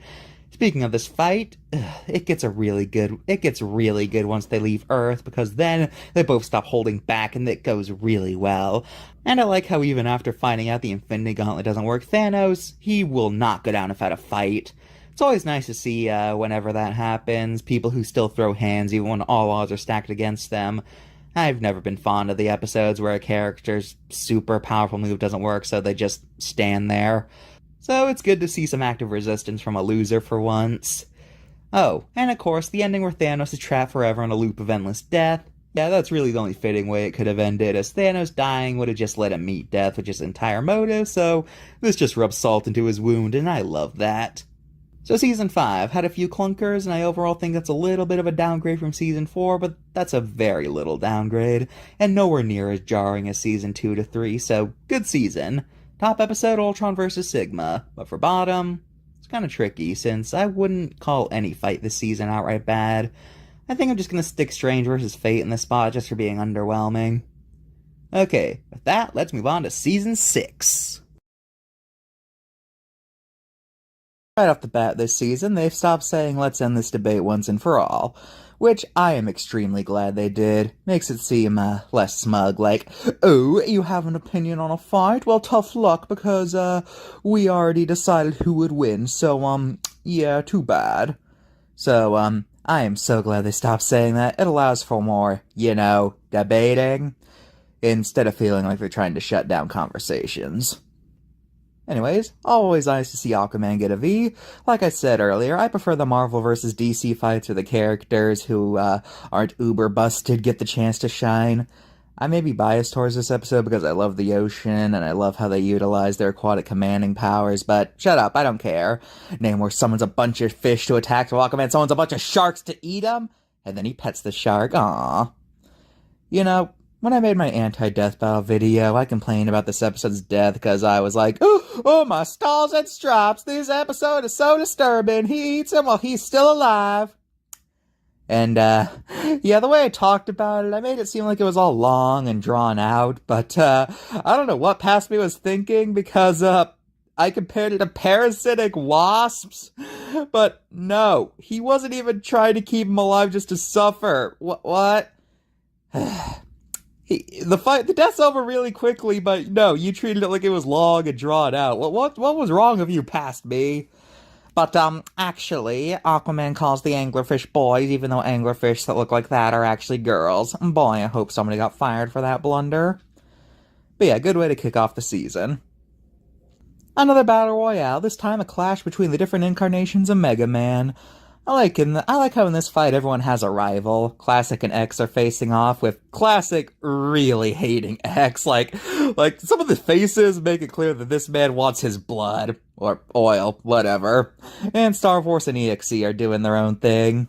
And, Volnut is trying so hard to be seen as a threat, but, nobody heeds him any mind. I do have one complaint, though. Well, not really about this episode, but just in general whenever they use Mega Man in either this or DBX. Why does every fight featuring him only have him use the same 4 weapons? Like, it's always Metal Blade, Crash Bomber, Time Stopper, and Black Hole Bomb. Like, it's always those 4 weapons. Like, he has others. Why is it only those 4 that they use? Like, whatever. A fight between the Black Widow assassins. I have nothing to say about this fight. Captain Marvel versus the original Captain Marvel, who ended up having to have his name changed from Captain Marvel because of the Captain Marvel name had a copyright dispute. Long story. Anyways, I like Shazam, so seeing him win is great. I don't know what else to say. It's one of those episodes that's good, but in a way that I don't really know how to talk about it, Man, I love this episode. King Dedede is genuinely my favorite character in fiction, so seeing him get to kick butt's always nice. I also like how over the top this fight is, since neither character are known for being very serious, so they really nail the goofy persona both of them have. But my favorite joke in this episode is the fact that Wario's fart apparently caused the death of all life on Earth, except for Dedede. Because when we zoom out later in the episode, we can see that apparently Wario's fart just straight up wiped out everything on the planet. That is awesome. And this episode's ending is just...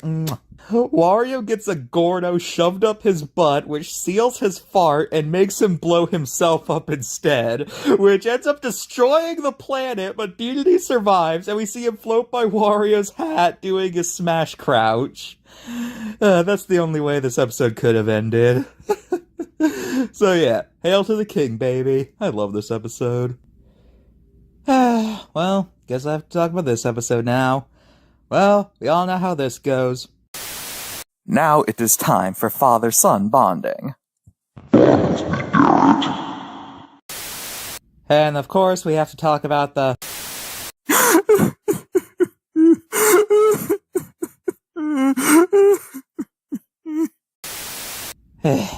But then, of course, there's also...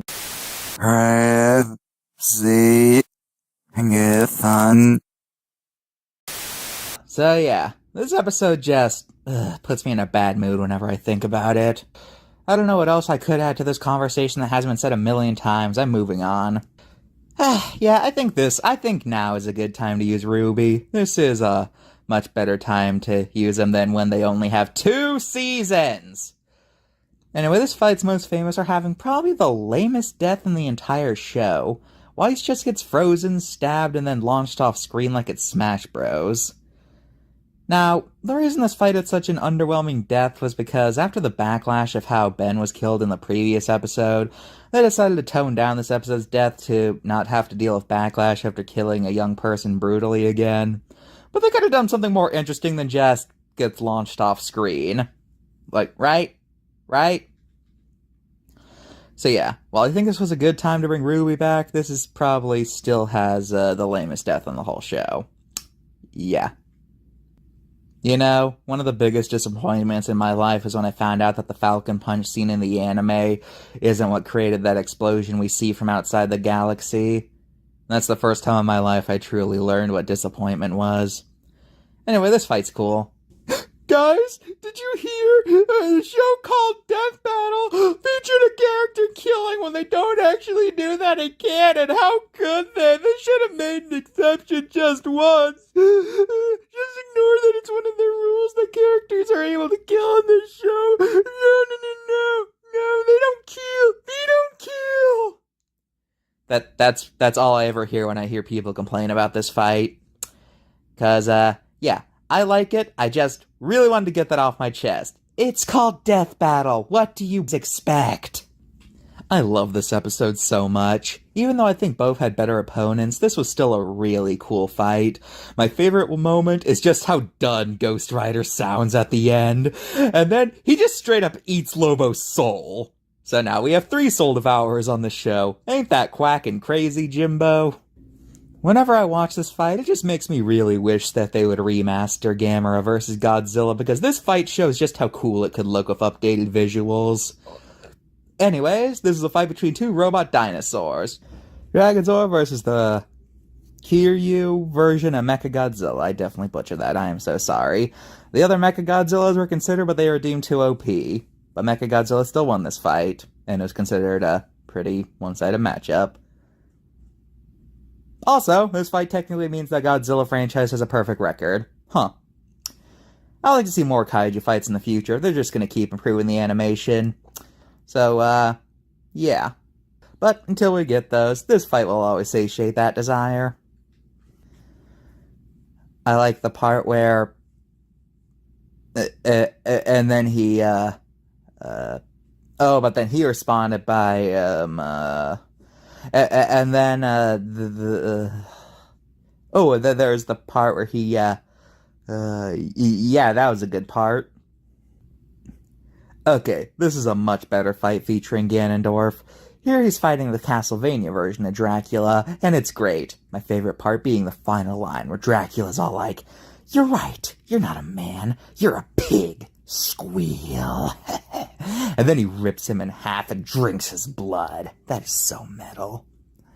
So yeah, I'm glad this fight was made to give Ganondorf an actually good fight this time. That moment you realize this is the only victory One Punch Man has. This is kind of like Deadpool versus Pinkie Pie, but if it actually had an outcome. I love this fight, mostly because it's one of the most creative they've ever done. Considering the mask's whole power is that he's basically a cartoon character, they take full advantage of that here, leading to all sorts of great gags. My favorite moment, though, is when Deadpool ends up accidentally blowing the budget, so they have to raise money to continue their fight, which leads to a live-action segment of the two fundraising, which just kills me. So yeah, good episode, and thankfully they learned their lesson about not making a joke episode a season finale. Good they've learned. I will say though, I love this fight, but I hate the title they gave to the video showing off the fight scene by itself. This title just screams, "Hey, we're referencing something current. Don't you want to click on it?" Which, like, have some dignity, please. And Season 6 ends off with a fight that I have nothing to say about. Yeah, sorry, I know a lot of people love this fight, but for me, I personally find this the weakest finale so far. Well, at least the one that's actually a fight. Sorry. So, Season 6 has some great fights and is home to some of my favorite episodes so far. So, good job. Top episode? Sorry, DDD, I love you, but Ghost Rider vs. Lobo.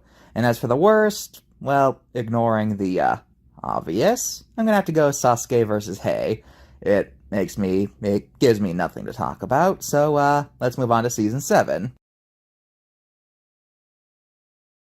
First things first, I love the music of this fight. It's a cool rap battle between these two, while there's an actual battle between them going on. Secondly, I love Static's line at the end where he's like, "Electricity's kinda my thing." It's a great reminder that while Miles may have electricity, that's really more of a side power, while Static's whole shtick is electricity. It's a great showcase to just how vastly superior Static's power is. So yeah, off to a great start, I'd say. You know, it's interesting. Mortal Kombat and DC have had a few crossovers, but this matchup has never been possible. So it's cool to see them doing matchups that the crossovers, don't provide. That's all I can say. Good fight, just not the kind of good I can talk about that much. You know, when I first heard of this fight, I thought it was going to be completely ridiculously one-sided, since I thought these two franchises were like on entirely different levels of power, so I thought this wouldn't even be a fight. Little did I know that, while yes, Leo loses, it wasn't as one-sided as I thought it was gonna be. I genuinely did not realize how strong TMNT characters could be, so this was a pleasant surprise. Good for them.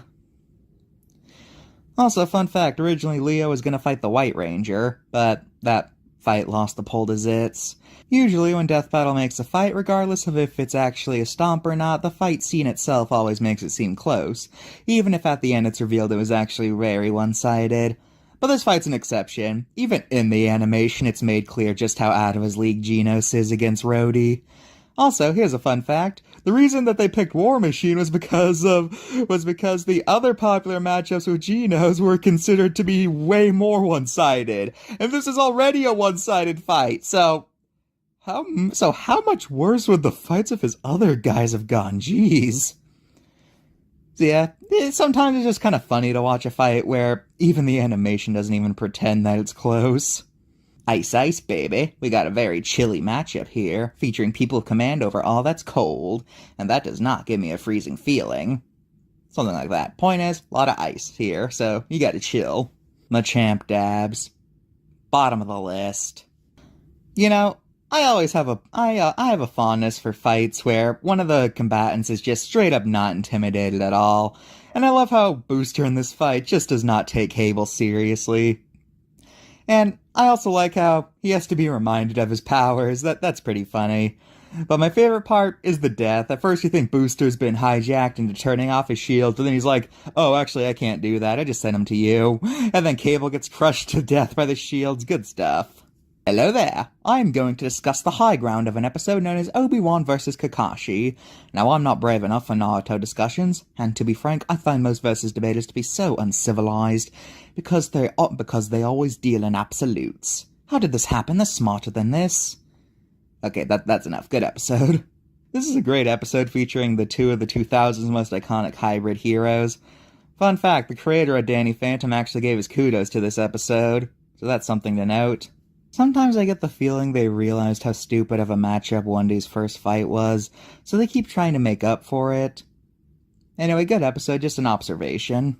First things first, the full episode is not available on YouTube because of a copyright claim. They uploaded the fight scene, but the whole verdict, explaining who the characters are, things like that, yeah, that's gone. Shame too, because this is a great episode, with Beerus's "I am the impossible" being a highlight. Such a power move of a line, and it fits him perfectly. So yeah, good fight, but copyright shenanigans got in the way, so it's pretty much gone.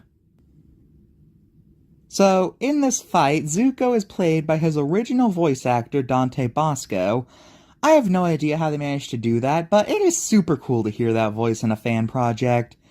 Now, this isn't the first time they've gotten an OG voice actor, like Ruby characters are played by their actresses, but considering these are sister shows, that's not as impressive. And there have been some occasions where it's heavily implied that a character is played by their OG voice, but they're hiding under a pseudonym for potential legal issues. Though this marks the first time a non-Ruby character has been played by their OG voice actor, completely credited, no pseudonyms, and that's super cool. It's also the only notable thing about this episode because it's just otherwise. Flash vs. Sonic has always been a popular topic of discussion, but the issue is that Game Sonic just isn't strong enough to deal with the shenanigans that Flash has pulled off.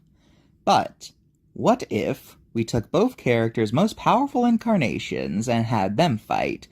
So as such, we have Sonic from the Archie comics versus the Wally West incarnation of the Flash, both of whom are debatably the most powerful speedsters in fiction, and they have done speed feats so insane that it is literally impossible to determine how fast they are. In fact, because of that, speed was not a deciding factor in who won, because like I said, it is literally impossible to tell how fast these two are. Anyway, this is a cool fight, and since they have to rely on their other moves besides speed, it's just fun to watch. This episode is structured a bit differently. You see, this episode was actually sponsored by The Boys TV show, and as such, it's presented as if it's a piece of in-universe media. Also, the analysis explaining why the fight went the way it did is a separate video. Anyway, in this fight, we see how some of the Boys characters would fight. I like this fight, but I can't really comment too much on it since I've never watched The Boys. Though, fun fact, this fight does currently hold the record for fastest death in the series, so that's fun. Another live-action episode. Like I said, I'm pretty sure they do these if they realize that neither combatant is all that crazy when it comes to how they fight. Though, this is also the second fight featuring a former Robin, so maybe it's like a tradition thing.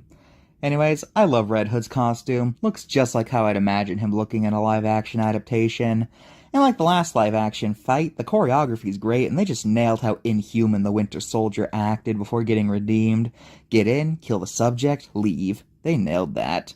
So yeah, this is a cool episode, and I can't wait to see what future live-action episodes they have planned. But let's be real, it's probably just gonna be Red Robin versus... Actually, I don't know who a good opponent for Tim Drake would be. Moving on. Thankfully, Venom actually sounds like Venom this time. He's played by the same guy as in Venom vs. Bane, so I guess he was just given a more fitting direction this time around. Anyway, this fight is another one where the loser's soul is devoured. Wait a minute. Soul Eater. I get it. Anyways, one thing I want to mention is how... Remember how I complained about how weirdly melodramatic TV tropes can be on their Scary Moments page for this show? Well, I don't know why, but just seeing them say with a straight face that Venom quoting The Nightmare Before Christmas was like this super scary moment, that just kind of made me laugh. I mean, it's the frickin' Nightmare Before Christmas! Oh no, he quoted This Is Halloween! I am literally peeing myself, guys! Anyway, fight's good. Just wanted to dunk on melodramatic stuff again. This might be the bloodiest fight they ever made. Like, John straight up gets disemboweled and choked of his own intestines. That's metal as heck. He's not even the loser either. Saberwolf gets his limbs ripped off and then has his head chomped off. Hey, Hey, TV tropes. You see that? That's what a savage death looks like. Not getting choked for 5 seconds, then getting blasted in the face. But yeah, it's great. It's great. Nice to see Darkstalkers getting more attention. Like Meta vs. Caroline, I was hesitant for this one, but it turned out to be really good. It's a lot more gag-based than most death battles due to this being a comedy show, and this time it features the characters who are more comedic than the last Red vs. Blue fight. But it's actually pretty funny. Wouldn't call it awesome, but I feel like its main goal was just to be amusing, and I was amused by this. It was a good time. It's Spider-Man vs. Batman, but it's in 3D and also they're girls this time. Yeah, this fight has received criticism for being a rehash, and I cannot defend that. I have to wonder, if they never had Spider-Man fight Batman, would they have made this fight, or did they only make it because of the previous matchup so they could do the girl edition? Huh. Definitely something to think about. I want to try the curry made in this fight. That's it, I have no other comment.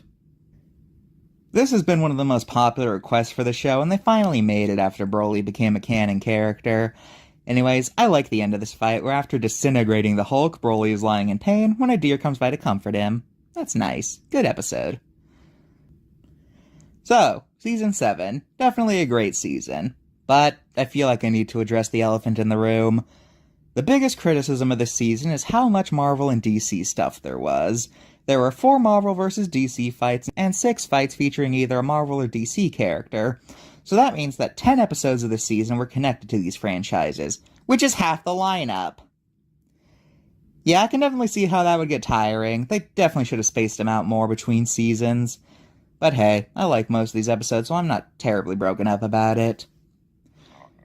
So yeah, it's one of those things where I get the complaint, but I'm not that bothered personally. Top of the season, Danny Phantom vs. Jake Long. Always nice to see more episodes featuring cartoon characters. And lowest episode, this is a season where I'm just gonna have to go with the least good, so, Sanjay vs. Rock Lee. I don't know what it is about Naruto in this show, but I have not really enjoyed most of the Naruto episodes here. So, I don't know if it's just a lack of familiarity thing, but yeah, I just find most Naruto episodes on this show boring. Okay, now that I've probably ticked off Naruto fans, let's move on to Season 8. Before we begin, this season marks the 10th anniversary of the show, and as such, basically every fight this season is either a highly requested matchup, features a highly requested character, or in general does something special for the occasion. And to kick things off, we start with Yoda vs. King Mickey, a fight that's been requested but has also been publicly shot down, mostly for copyright concerns of Disney.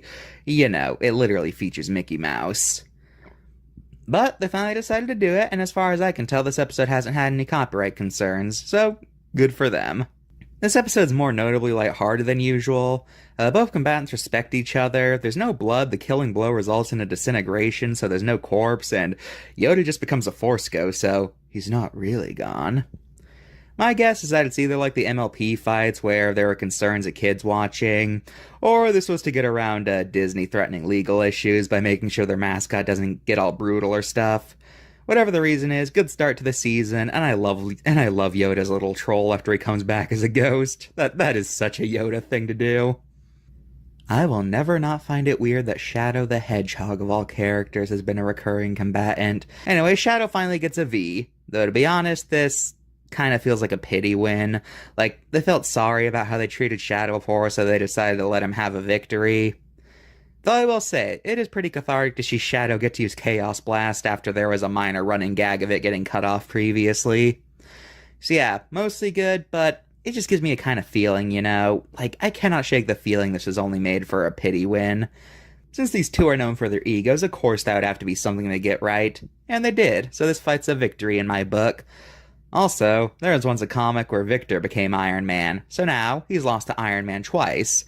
And Lex has also lost to a guy played by Robert Downey Jr. twice. Ouch. Also, Doom's line at the end kinda hits hard, not gonna lie. The fight that killed my art series, but that's a story for another video. This fight exists. Look, I get this is a matchup that people have wanted for a while, but I have no investment in either of these two. So to me, this fight is the definition of a fight that just exists. Sorry. And I may still be a little salty about how it killed my art series, but whatever. Well, they did it. A Ruby character won without causing a flame war. Maybe. I don't know how Attack on Titan's fans feel about this fight. But hey, at least I haven't seen any endless rants from them about how Blake killed their waifu. I mean, the greatest character in fiction. Yeah, that's totally what we mean. Anyways, notably, unlike the other Ruby fights, Blake is entirely voiced with stock recordings instead of having new lines. I guess her actress was busy or something, and they didn't feel right recasting her. Maybe they just weren't allowed to recast her. I don't know. Also, I just have to ask, why is it that in both Ruby fights where they win, they go out of their way to make the winner as unlikable as possible? Yang was just beating people up for no reason, and Blake was just decided to ignore an evacuation and got mad when she got called out for it. Why do they do this? Anyway, fight's okay, I guess. The first fight to feature a character originating from an animated film. You know, it's funny. In his first film, Poe is constantly being told there's no way he can win, and in the lead up to this fight, it didn't seem like many people had faith he could beat Iron Fist. But then it turns out, no, Poe could hold his own just fine. So it's kind of like a meta repeat of his character arc in the first movie. Or I'm overthinking it. Anyway, I like how throughout this fight, Poe is so awestruck by Iron Fist moves. That's just perfect. And I like how when he does the whooshy finger hold, he tries to scare him, but it fails because he doesn't even know what it is. So yeah, good fight. But I can't help but wonder why Poe is just completely unfazed by seeing a human, since by all accounts, those don't exist in his universe. So what does Poe think he is exactly? Some sort of hairless monkey or something? I don't know. I'm probably overthinking things again. So yeah, good fight, but yeah, it's just fun to think about things like that. Ah, the fight between two cartoons that started out beloved but then became the internet's punching bag and had finales that people are still making endless video essays about. I know that's not the connection, that was just a joke. Anyway, always good to have more cartoon fights, but this one doesn't excite me as much, that's all I have to say. The first 3D fight got an update, and this time the winner was flipped around. Yay, I guess. I still don't care about this matchup, but I'm sure little me feels vindicated that his petty want for Link to lose came true. Zelda still doesn't have a perfect loss record since Ganon's win against Bowser still hasn't been invalidated, but one step closer, I guess. Oh joy, more Batman! I am so glad that of all characters, Batman is the one who gets not only 4 matchups, but they're all unique. That makes me so happy. Oh, and what's this? He loses again? Oh boy! Oh boy, oh boy, oh boy! Oh boy! He lost again! Who could have seen that coming? Mark my words, in about 2 more seasons, we're gonna get Batman versus Moon Knight or something, and he's gonna lose again. Or they're gonna remake Batman versus Captain America, and it turns out he loses to him this time. It's gonna be a repeat, and Batman fans are gonna get angry again, because they're just gonna go on and on about how, prep time he would win, because that's just who Batman is, I guess. He's the greatest character in fiction, and if you say otherwise, then you're just a loser, I guess. Sorry. Batman's just a character who, I find insufferable in the wrong context, you know? Let's move on before I break something. I like how this fight reveals that Quicksilver's death wasn't an accident. That's perfect. So anyways, this fight is just... I'm getting tired of saying great. There's been so many great ones lately. Above good. Yeah, it's above good. Yeah. It's cool they got the guy from the It Was Me Barry meme in this, and I like how this fight mixes sprites and drawings. It looks good. To be honest, I was kind of scared when this fight was announced, since I thought, oh boy, Dragon Ball versus DC again. If DC wins, the internet's gonna go on a nuclear meltdown again. And I was expecting another huge wave of backlash. I just was not prepared for that again. I already survived the trenches of the first 2 Goku versus Superman. I did not want to know what happened this time. Though surprisingly, after the fight came out, people were pretty chill about it, so either people don't care as much about how powerful Goku Black is, or most of the crazies have left. I'm hoping it's the latter. Hey, remember when I made a baseless assumption and thought this fight was going to be super disrespectful before I even watched it? Yeah, good times. Anyways, this fight is structured in a unique way, where instead of just giving us all the stats up front, this fight is actually being commented on like a wrestling match, with their stats and feats getting revealed throughout the fight instead of before it. Also notably, nobody stays dead in this match, as after killing him, Kool-Aid Man just resurrects Randy so they could have a rematch. Also, this fight literally features stop motion. Yeah, they haven't made a fully stop-motion fight yet, but fingers crossed, everybody. Wonder who they would do it for anyway. It would have to be someone who would make sense for. Anyway, I feel like I'm forgetting to mention something about this fight, though. Is there anything about this video I'm failing to mention? Nope. It's just a fun fight, a unique setup, and nothing else happens. Nope. Nuh-uh. Nothing else happens. Nope.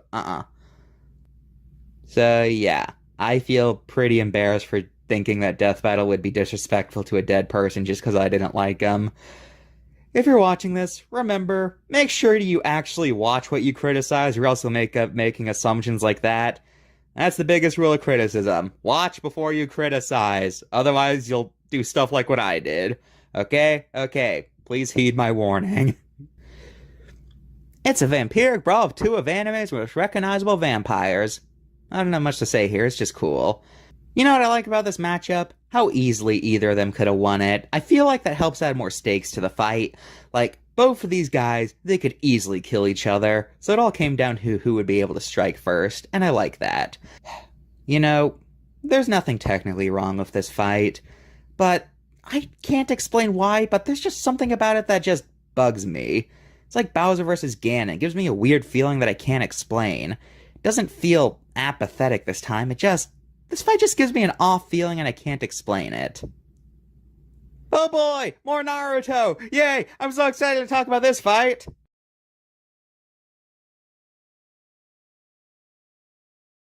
And that is why this is the greatest fight in Death Battle history.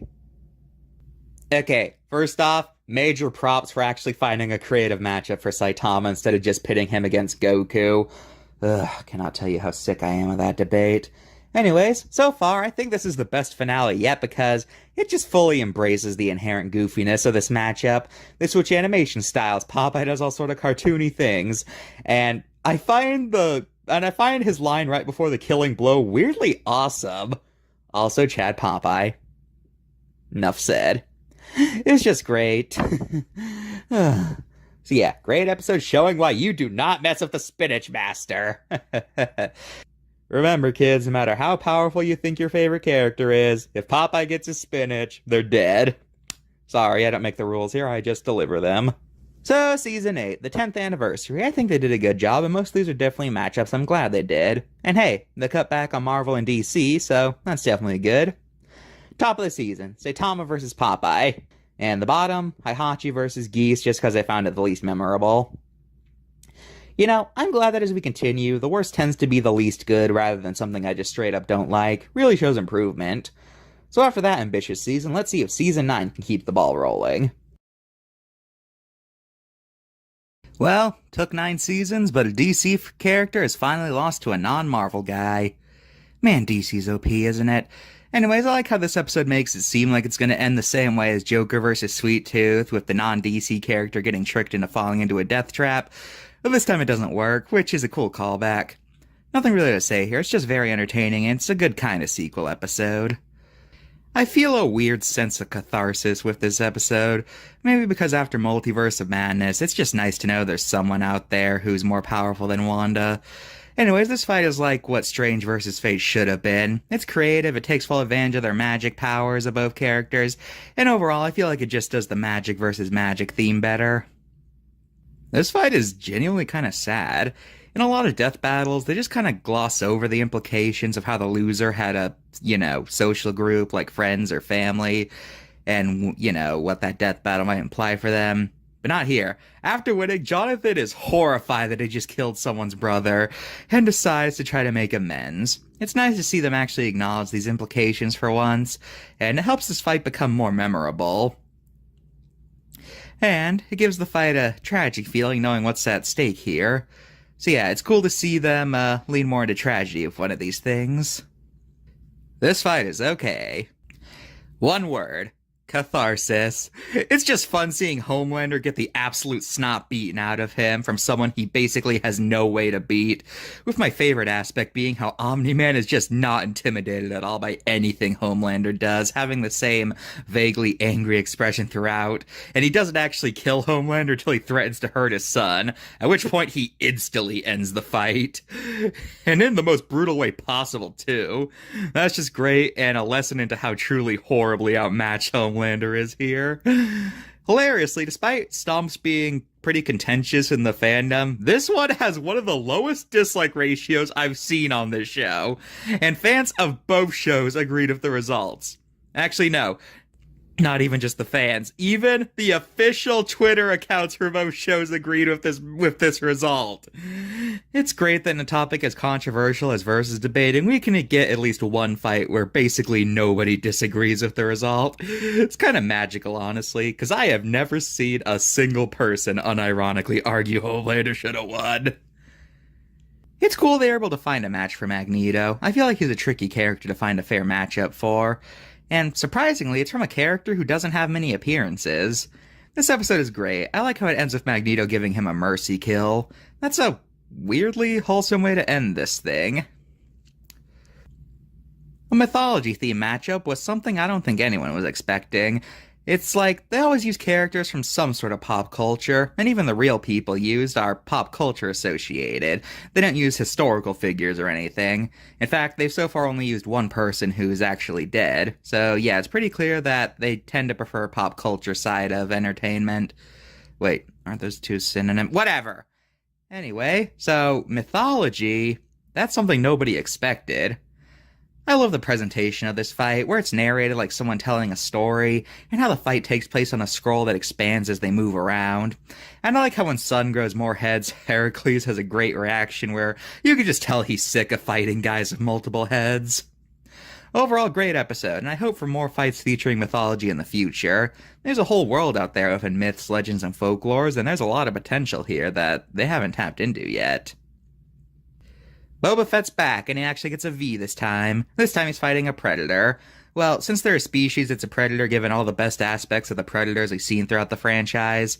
Nice fight, but I have nothing else to say about it. Much like Macho vs. Kool-Aid, this episode is structured differently, with the most notable thing being that the hosts actually try to influence the fight in their favor, since they're arguing over who's better. Fun fact, this is the first time a Konami character has lost in Season 1. So, yeah. Back during my complaint about Death Battle phase, I complained I didn't get why some episodes are considered bonuses, but now I get it. They're episodes that are made for promotional reasons, so I get it now. When I heard about this fight, I was for sure it was going to be live action. But no, it's CGI. That's okay though. I like how this fight showcases the different attitudes of these two. James Bond is more professional while John is more winging it. So, good fight, but again, it just makes me wonder when they do live action. I will never get over how hard DC was pushing for Black Adam to be a big thing. Not just the movie, but the character in general. Like, he's basically evil Shazam, and yet they've been treating him like he's this super big deal in the DC universe. They put him in things that otherwise have nothing to do with the Shazam side of the DC universe. The movie was something you can just really tell they wanted to succeed. And yeah, don't forget how The Rock was really obsessed with trying to make it seem like he's Superman's enemy, because I guess he's embarrassed that his archenemy is a child. It's just funny that of all characters, evil Shazam is the one they wanted to make a major player. I'm getting off topic. How's the fight? It's good, and I find it funny how this season features two characters who've been played by The Rock losing. I wonder how he feels about these things, since apparently he has a contract that he can't lose anything, so... yeah, I wonder how he feels about these. Much like Flash vs. Sonic, Trunks vs. Silver is a matchup that's been a popular topic, but the show has never touched on, due to the massive power gap between the main versions. In fact, they specifically said they would never do this matchup because they feel like it would just be a repeat of Shadow vs. Vegeta, which I could imagine would just be waiting for the super form to run out, and then they one-shot the Hedgehog. So yeah, I get it. There's also the fact that Game Silver really doesn't have much to work with. He only had a major role one time, and then he's just been a side character, so yeah, he doesn't really have much to work with there. But, like Flash vs. Sonic, they realized, hey, what if we take the most powerful versions and compare those guys instead? So here we have Silver from the Archie comics versus the Trunks from Dragon Ball Heroes, and surprisingly, Silver won. Which must have been really shocking since Trunks basically has a perfect record in versus debating shows. Anyway, I love this fight. Nice to see Sonic getting more Vs.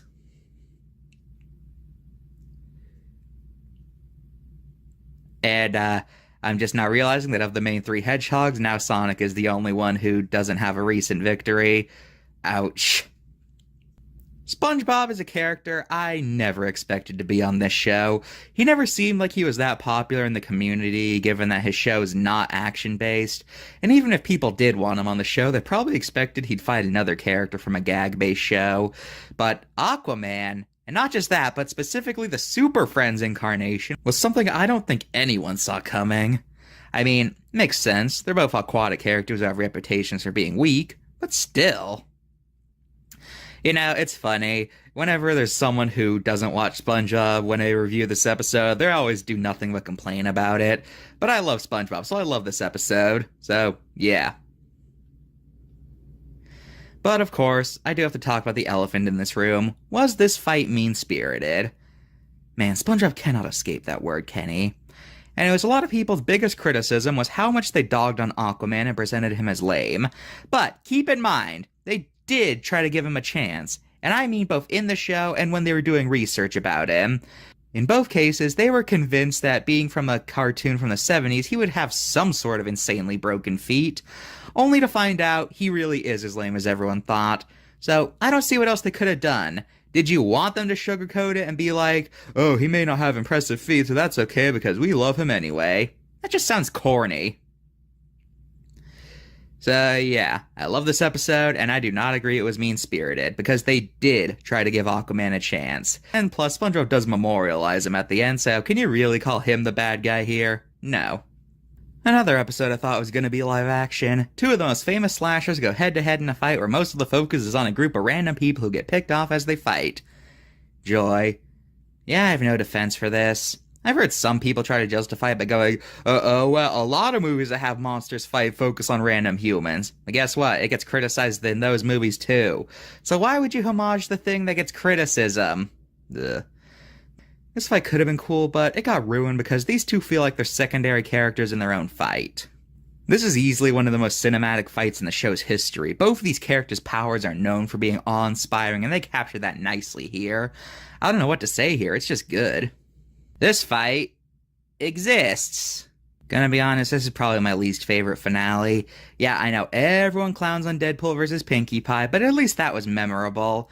This fight is forgettable, in all honesty. And to be perfectly honest, I kept losing track of who's who. So Season 9, definitely a highlight, and while it kind of fizzled out at the end, in my opinion, since the last two fights were pretty forgettable, it was still a very good time. Top of the season, Omni-Man vs. Homelander. It's probably the fight I revisit most often, if I'm being honest. And at the bottom, I have to put Jason vs. Michael for wasted potential, since with the other fights I said were just okay, I didn't have any expectations to begin with, so it's the one I actually expected things for it. So I'm putting the one where I actually had expectations. Now, before we move on to Season 10, they actually made a poll in the middle of this season that would decide two matchups in the following season, one being sprite-based and the other being in 3D. So I thought it'd be fun to go through the ones that didn't make the cut and see if I think they would have been good ideas. Except for the ones that actually did get made later on or in a later poll. So, for the sprite fights, we have Captain America vs. Kamen Rider. This would have been fun to see, and Cap deserves someone besides Batman to fight. Imposter vs. Fall Guy, though, I am not mentally prepared to hear them say Amogus or Sus, please no. Ori vs. the Knight, no comment, I don't even know what game you guys are from.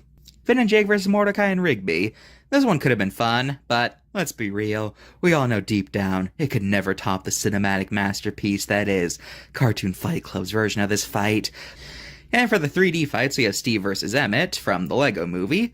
This could have been fun, but people who use Minecraft in versus debating tend to be super insufferable, so I'm kind of averse to seeing them get validated. Or worse, the possibility of Steve losing and then them becoming the next Goku fans, you know, just never shutting up and always trying to convince themselves that, whatever. Ghidorah vs. Deathwing, though, that would have been awesome. It'd be cool to get another kaiju fight and to see someone who's not Godzilla or Robo-Godzilla, you know? These two, no comment, no idea who you guys are. And the Spy vs. Agent 47. Yeah, it'd be fun to see TF2 again, especially against someone not from Overwatch, since it seems like those are the only matchups people want from that game. So overall, what do I think of the results? I'll get back to you on that when we talk about the fights that won the poll. So without further ado, let's get to Season 10, the current and what was thought to be the final season before they went indie. Like I said before, my favorite Marvel vs. DC fights are the ones where they don't use the heavy hitters. I feel like it leads to more creativity. So yeah, I love this episode, especially how both these two keep trying to prove they're smarter, and I love Ant-Man's line at the end. So yeah, great start. This matchup really surprised me, since it seems like there's an unspoken rule in the Versus community that custom characters are banned, mostly because they don't have canon names or appearances, and their abilities and power level are entirely player-controlled. But hey, they found a way to make it work, so I'm glad. Led to a good episode. I've heard some people say Misaka is the most obscure character ever used on the show. Not sure how true that is, though. Anyway, good episode, and it's always great to see lesser used known series regardless. Stitch is another character I never expected to be on the show, mostly because I don't really like any of his popular matchups. But then they made this, turns out, yeah, he does have one good matchup. I like how even they are here. Sure, Stitch might be physically stronger, but Rocket has very deadly weapons, so really, there is no clear advantage here. I also love the music here. It's meant to sound like an Elvis song, and they capture that energy perfectly. So yeah, it's cool they could think of an actual matchup for Stitch. Star Wars vs. Naruto 2. I underestimate how fitting these things can be. I know I said I find Naruto fights unmemorable, but I'm altering that statement. Pray I don't alter it any further. Honestly, Vader should have tried spinning. That's a good trick. I mean, from my point of view, the Naruto fights are bland. But this fight and Obi-Wan reveal that as long as the Force is strong, they can actually bring out a good time. I am your father. I couldn't work that into a statement, I just wanted to say that. Going back a few years, the reason they made Raven vs. Twilight was because they thought that Raven's more popular opponents were too out of her league. However, after further research, they found out that Raven is perfectly capable of holding her own against these people, which was demonstrated here. So what a glow up, from fighting a horse to fighting a phoenix. What a glow up. I've heard more than one person say this is the best fight in the history of the show, but to be honest, I don't agree. I mean, it's good and all, but greatest in the history of the show? Yeah, I don't see it. Maybe if I cared more about these two, I'd think that, but let's just move on. It's good, but I don't find it the greatest like most do. This fight is genuinely sad. Due to the fact that these two are both highly intelligent, it leads to them questioning why they're fighting. But unlike Deadpool vs. Pinkie Pie, since they don't have fourth wall abilities, they can't stop themselves from fighting. And as such, despite not wanting to fight, they feel like there's some force forcing them to fight.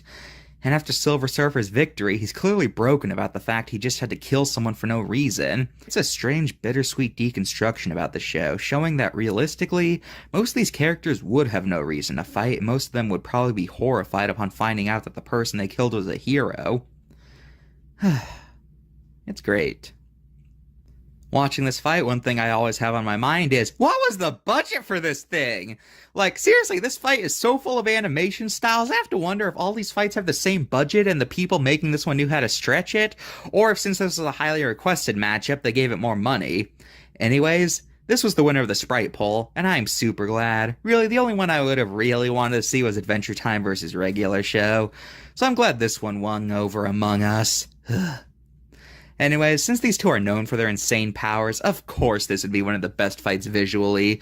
They do some crazy things in this fight. They shape change animation styles, they mess with the rules of physics and perspective. It's so cool to watch. Also, correct me if I'm wrong, but I'm pretty sure this is the only fight where the plot actually matters in the fight scene rather than just being an excuse to have a fight. Because, wow. Despite being the winner of the fight, Bill is basically the loser in every other sense of the term. This fight is just great. It's easily a contender for my favorite episode overall.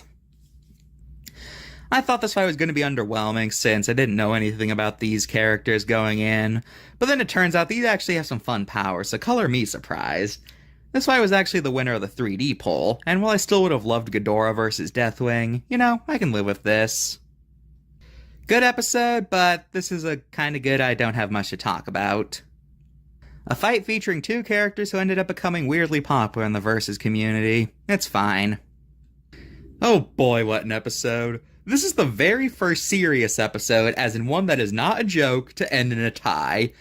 Yeah, despite both of these two being shown to do some absolutely insane feats, neither of them could dish out more than the other's been shown to be able to take. So yeah, this fight is just nuts because of that. As throughout the fight, they do things that would probably instantly grant the victory against any other opponent. But because of their nature, it barely even scratches each other. It's honestly incredible. And I love the music. It makes this fight really thrilling. I love this fight, but I don't know what to say about it, so let's move on. Alright, time for some context. After the massive backlash from the first two Superman Goku fights, it caused the crew to become tired of the pair as a result. Got to the point where they said that not only would they never do another rematch just because Goku got a new form, they would also never do any more Dragon Ball vs. Superman fights. However, I guess as the years went on, people calmed down a bit more about the subject, and the crew probably realized that since this matchup is practically synonymous with versus debating, it was time to give this old episode a fresh new spin. But this time, they would take literally everything into account. Any piece of media these two have been in would be accounted for, regardless of what it was. And Superman still won. But this time, it did not cause a massive backlash. But what did they do differently this time? Well, you ask me, I think it's because this time they took themselves far less seriously. Unlike the last two fights that feel like they're trying to shut down the debate, this one is quite the opposite. As this episode shows off that no matter what they say, people will always come up with a different answer to them, and that is okay. And that's okay, since, really, there is no real answer to this debate or any other debate they've done. After all, this whole show is not something you should take super seriously, it's all for a good time. And I gotta say, hearing them talk about this and how it's not that serious and realizing that they embrace the fact that there's a debate, hearing those things, that's what made me warm up to this show. Because it made me realize they're not doing these things to prove superiority or something like that, or they're a bunch of smug guys who think their opinions are the gospel. It's just a show that makes fights because they're cool. It's not much deeper than that. And that is why Goku vs. Superman 3 works, because they know this will not be the last time we hear this debate. But that's okay, because everybody has their own opinion on it, and at the end of the day, that's what makes versus debating fun. As of now, the final episode. It's one that's been a huge request since the very beginning, and one of the most popular topics in versus debating in general. In fact, I'm pretty sure this debate's been going on since Unicron existed, and people realized, hey, Planet Eater, that's kind of like Galactus. Anyway, this was a great series finale, and it has some of the nicest animation in the show's history. Like, I'm so glad they waited to do this one, because I'm just imagining how this fight would have looked in Season 1 or 2, and ugh, not pretty. Glad they waited. The one thing that did confuse me, though, is that throughout the fight, these two speak in rhyme. Apparently it's a reference to how comic books would often use verbose language on their covers to grab attention, but still, weird thing to do. So good way to end the season, and it makes me really excited for what they have next. So Season 10. Honestly, if the show did end here, it would be a great way to finish, as this season had what were easily some of the best episodes in the show's history, and it ended by both giving a more respectful take on a controversial verdict, and then doing one of the most popular topics in the community. Top episode, Bill vs. Discord. Bottom, pink hair versus white hair. But, gonna be honest, this is a someone had to be here bottom rather than it being because the fight sucked. Now, much like Season 9, during the middle of this season, they made a poll to decide what episode to be in the next season. This time, it was a whole tournament. So, like I did last time, let's look at the options that didn't make the cut and give my thoughts on them. This would be fun. Not invested in this matchup, but apparently it's popular given that it won. I don't know what the connection here is, and considering how this got the least amount of votes in this bracket, I don't think a lot of people know what it is either. Given how good Hercules vs. Sun was, I'd like to see another myth matchup. It'd be cool to get another boxing fight, yeah. I guess nobody wanted to see the evil Captain America's fight, since this literally got the least votes out of any matchup in the tournament. Pour one out for them. I guess this is an opportunity to give Ragna another chance. I don't care. Sailor Moon's a character that I'm super shocked hasn't been on the show before, so yeah, I'd like to see her in a fight. This seems kinda cool. I don't get it. I think Luke should get a better looking episode that's not completely lame. Yeah, it'd be nice to get more animated movie characters. Yeah, I'd like to see my boy Maxwell in this show. I spent so much time on Scribblenauts as a kid that, yeah, it'd just be cool to see. This episode would just be funny. I like to see this matchup, but I don't really like the idea of either of them being in each other's art styles. I do not think that would look right. Maybe they could do like a whole switch thing, but I don't know. I'm surprised how little votes this one got. It's one of the most popular versus topics, so I'm shocked to see it so low. Maybe as time went on, people got disillusioned with this matchup or something, I don't know. Yeah, it'd be cool to get a Gen 3 Pokemon on the show. Yeah, I think X deserves a shot outside of Battle Royale. Why not? Sure. Could be cool. Star Wars vs. Kingdom Hearts Round 2, anybody? This feels like it would be the episode that would have the hardest time justifying why they're fighting to the death. Now this would be fun to see. Sure, why not? Of course Sans won this round. I love how we all agree this fight should be stop motion if it ever got made. So yeah, those were the rejects of this tournament that we don't have any word on if they're going to be real episodes yet. I'd say it's a good selection. Now we get to the part of this retrospective where things just get sad. In March of 2024, it was announced that Death Battle's parent company Rooster Teeth had shut down, leaving many of their series up in the air. While others got bought out, Death Battle didn't get bought, presumably because it features a lot of copyrighted characters, making it very unappealing to companies. But a few months later, we got a bombshell announcement. Death Battle was going independent.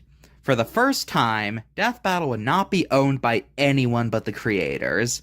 They launched a Kickstarter for funding and reached their goal in just a few hours. So as such, the Kickstarter from this point on focused mostly on stretch goals. And yeah, they made the money, and pretty much every stretch goal was reached. So Death Battle will be returning in October this year. Let's end this video off by talking about the matchups confirmed for this new era and give my thoughts on them. This was the winner of the tournament, and I'm glad. This seems like it would be a very fun fight. I once saw someone say it'd be funny if throughout the fight both of them hurt themselves more than they hurt each other, and the only successful hit landed on the other one was the killing blow, and I agree, that would be hilarious. It'll be cool to see Omni-Man in a real fight. You have no idea how hyped I am for this one, especially since it's been confirmed it's going to be an army fight. A lot of people are weirdly mad at this episode's existence. I guess these must be the same people who think Versus debating a serious business and can never be treated as a joke, but I don't know, I'm excited for this. Seems like it could be fun. Considering that this matchup was in both tournaments, this is clearly a fight they want to make, and they were just gauging interest. And considering how it came in second place both times, yeah, it was obvious we'd get this fight. I don't know who you guys are. This fight's weirdly controversial. Is it because it's Genshin? I think it's because it's Genshin. Yeah, this would be fun to see. I'm not sure why they specifically chose Kyle Rayner and not just another Green Lantern, but I don't know, maybe someone will explain this to me.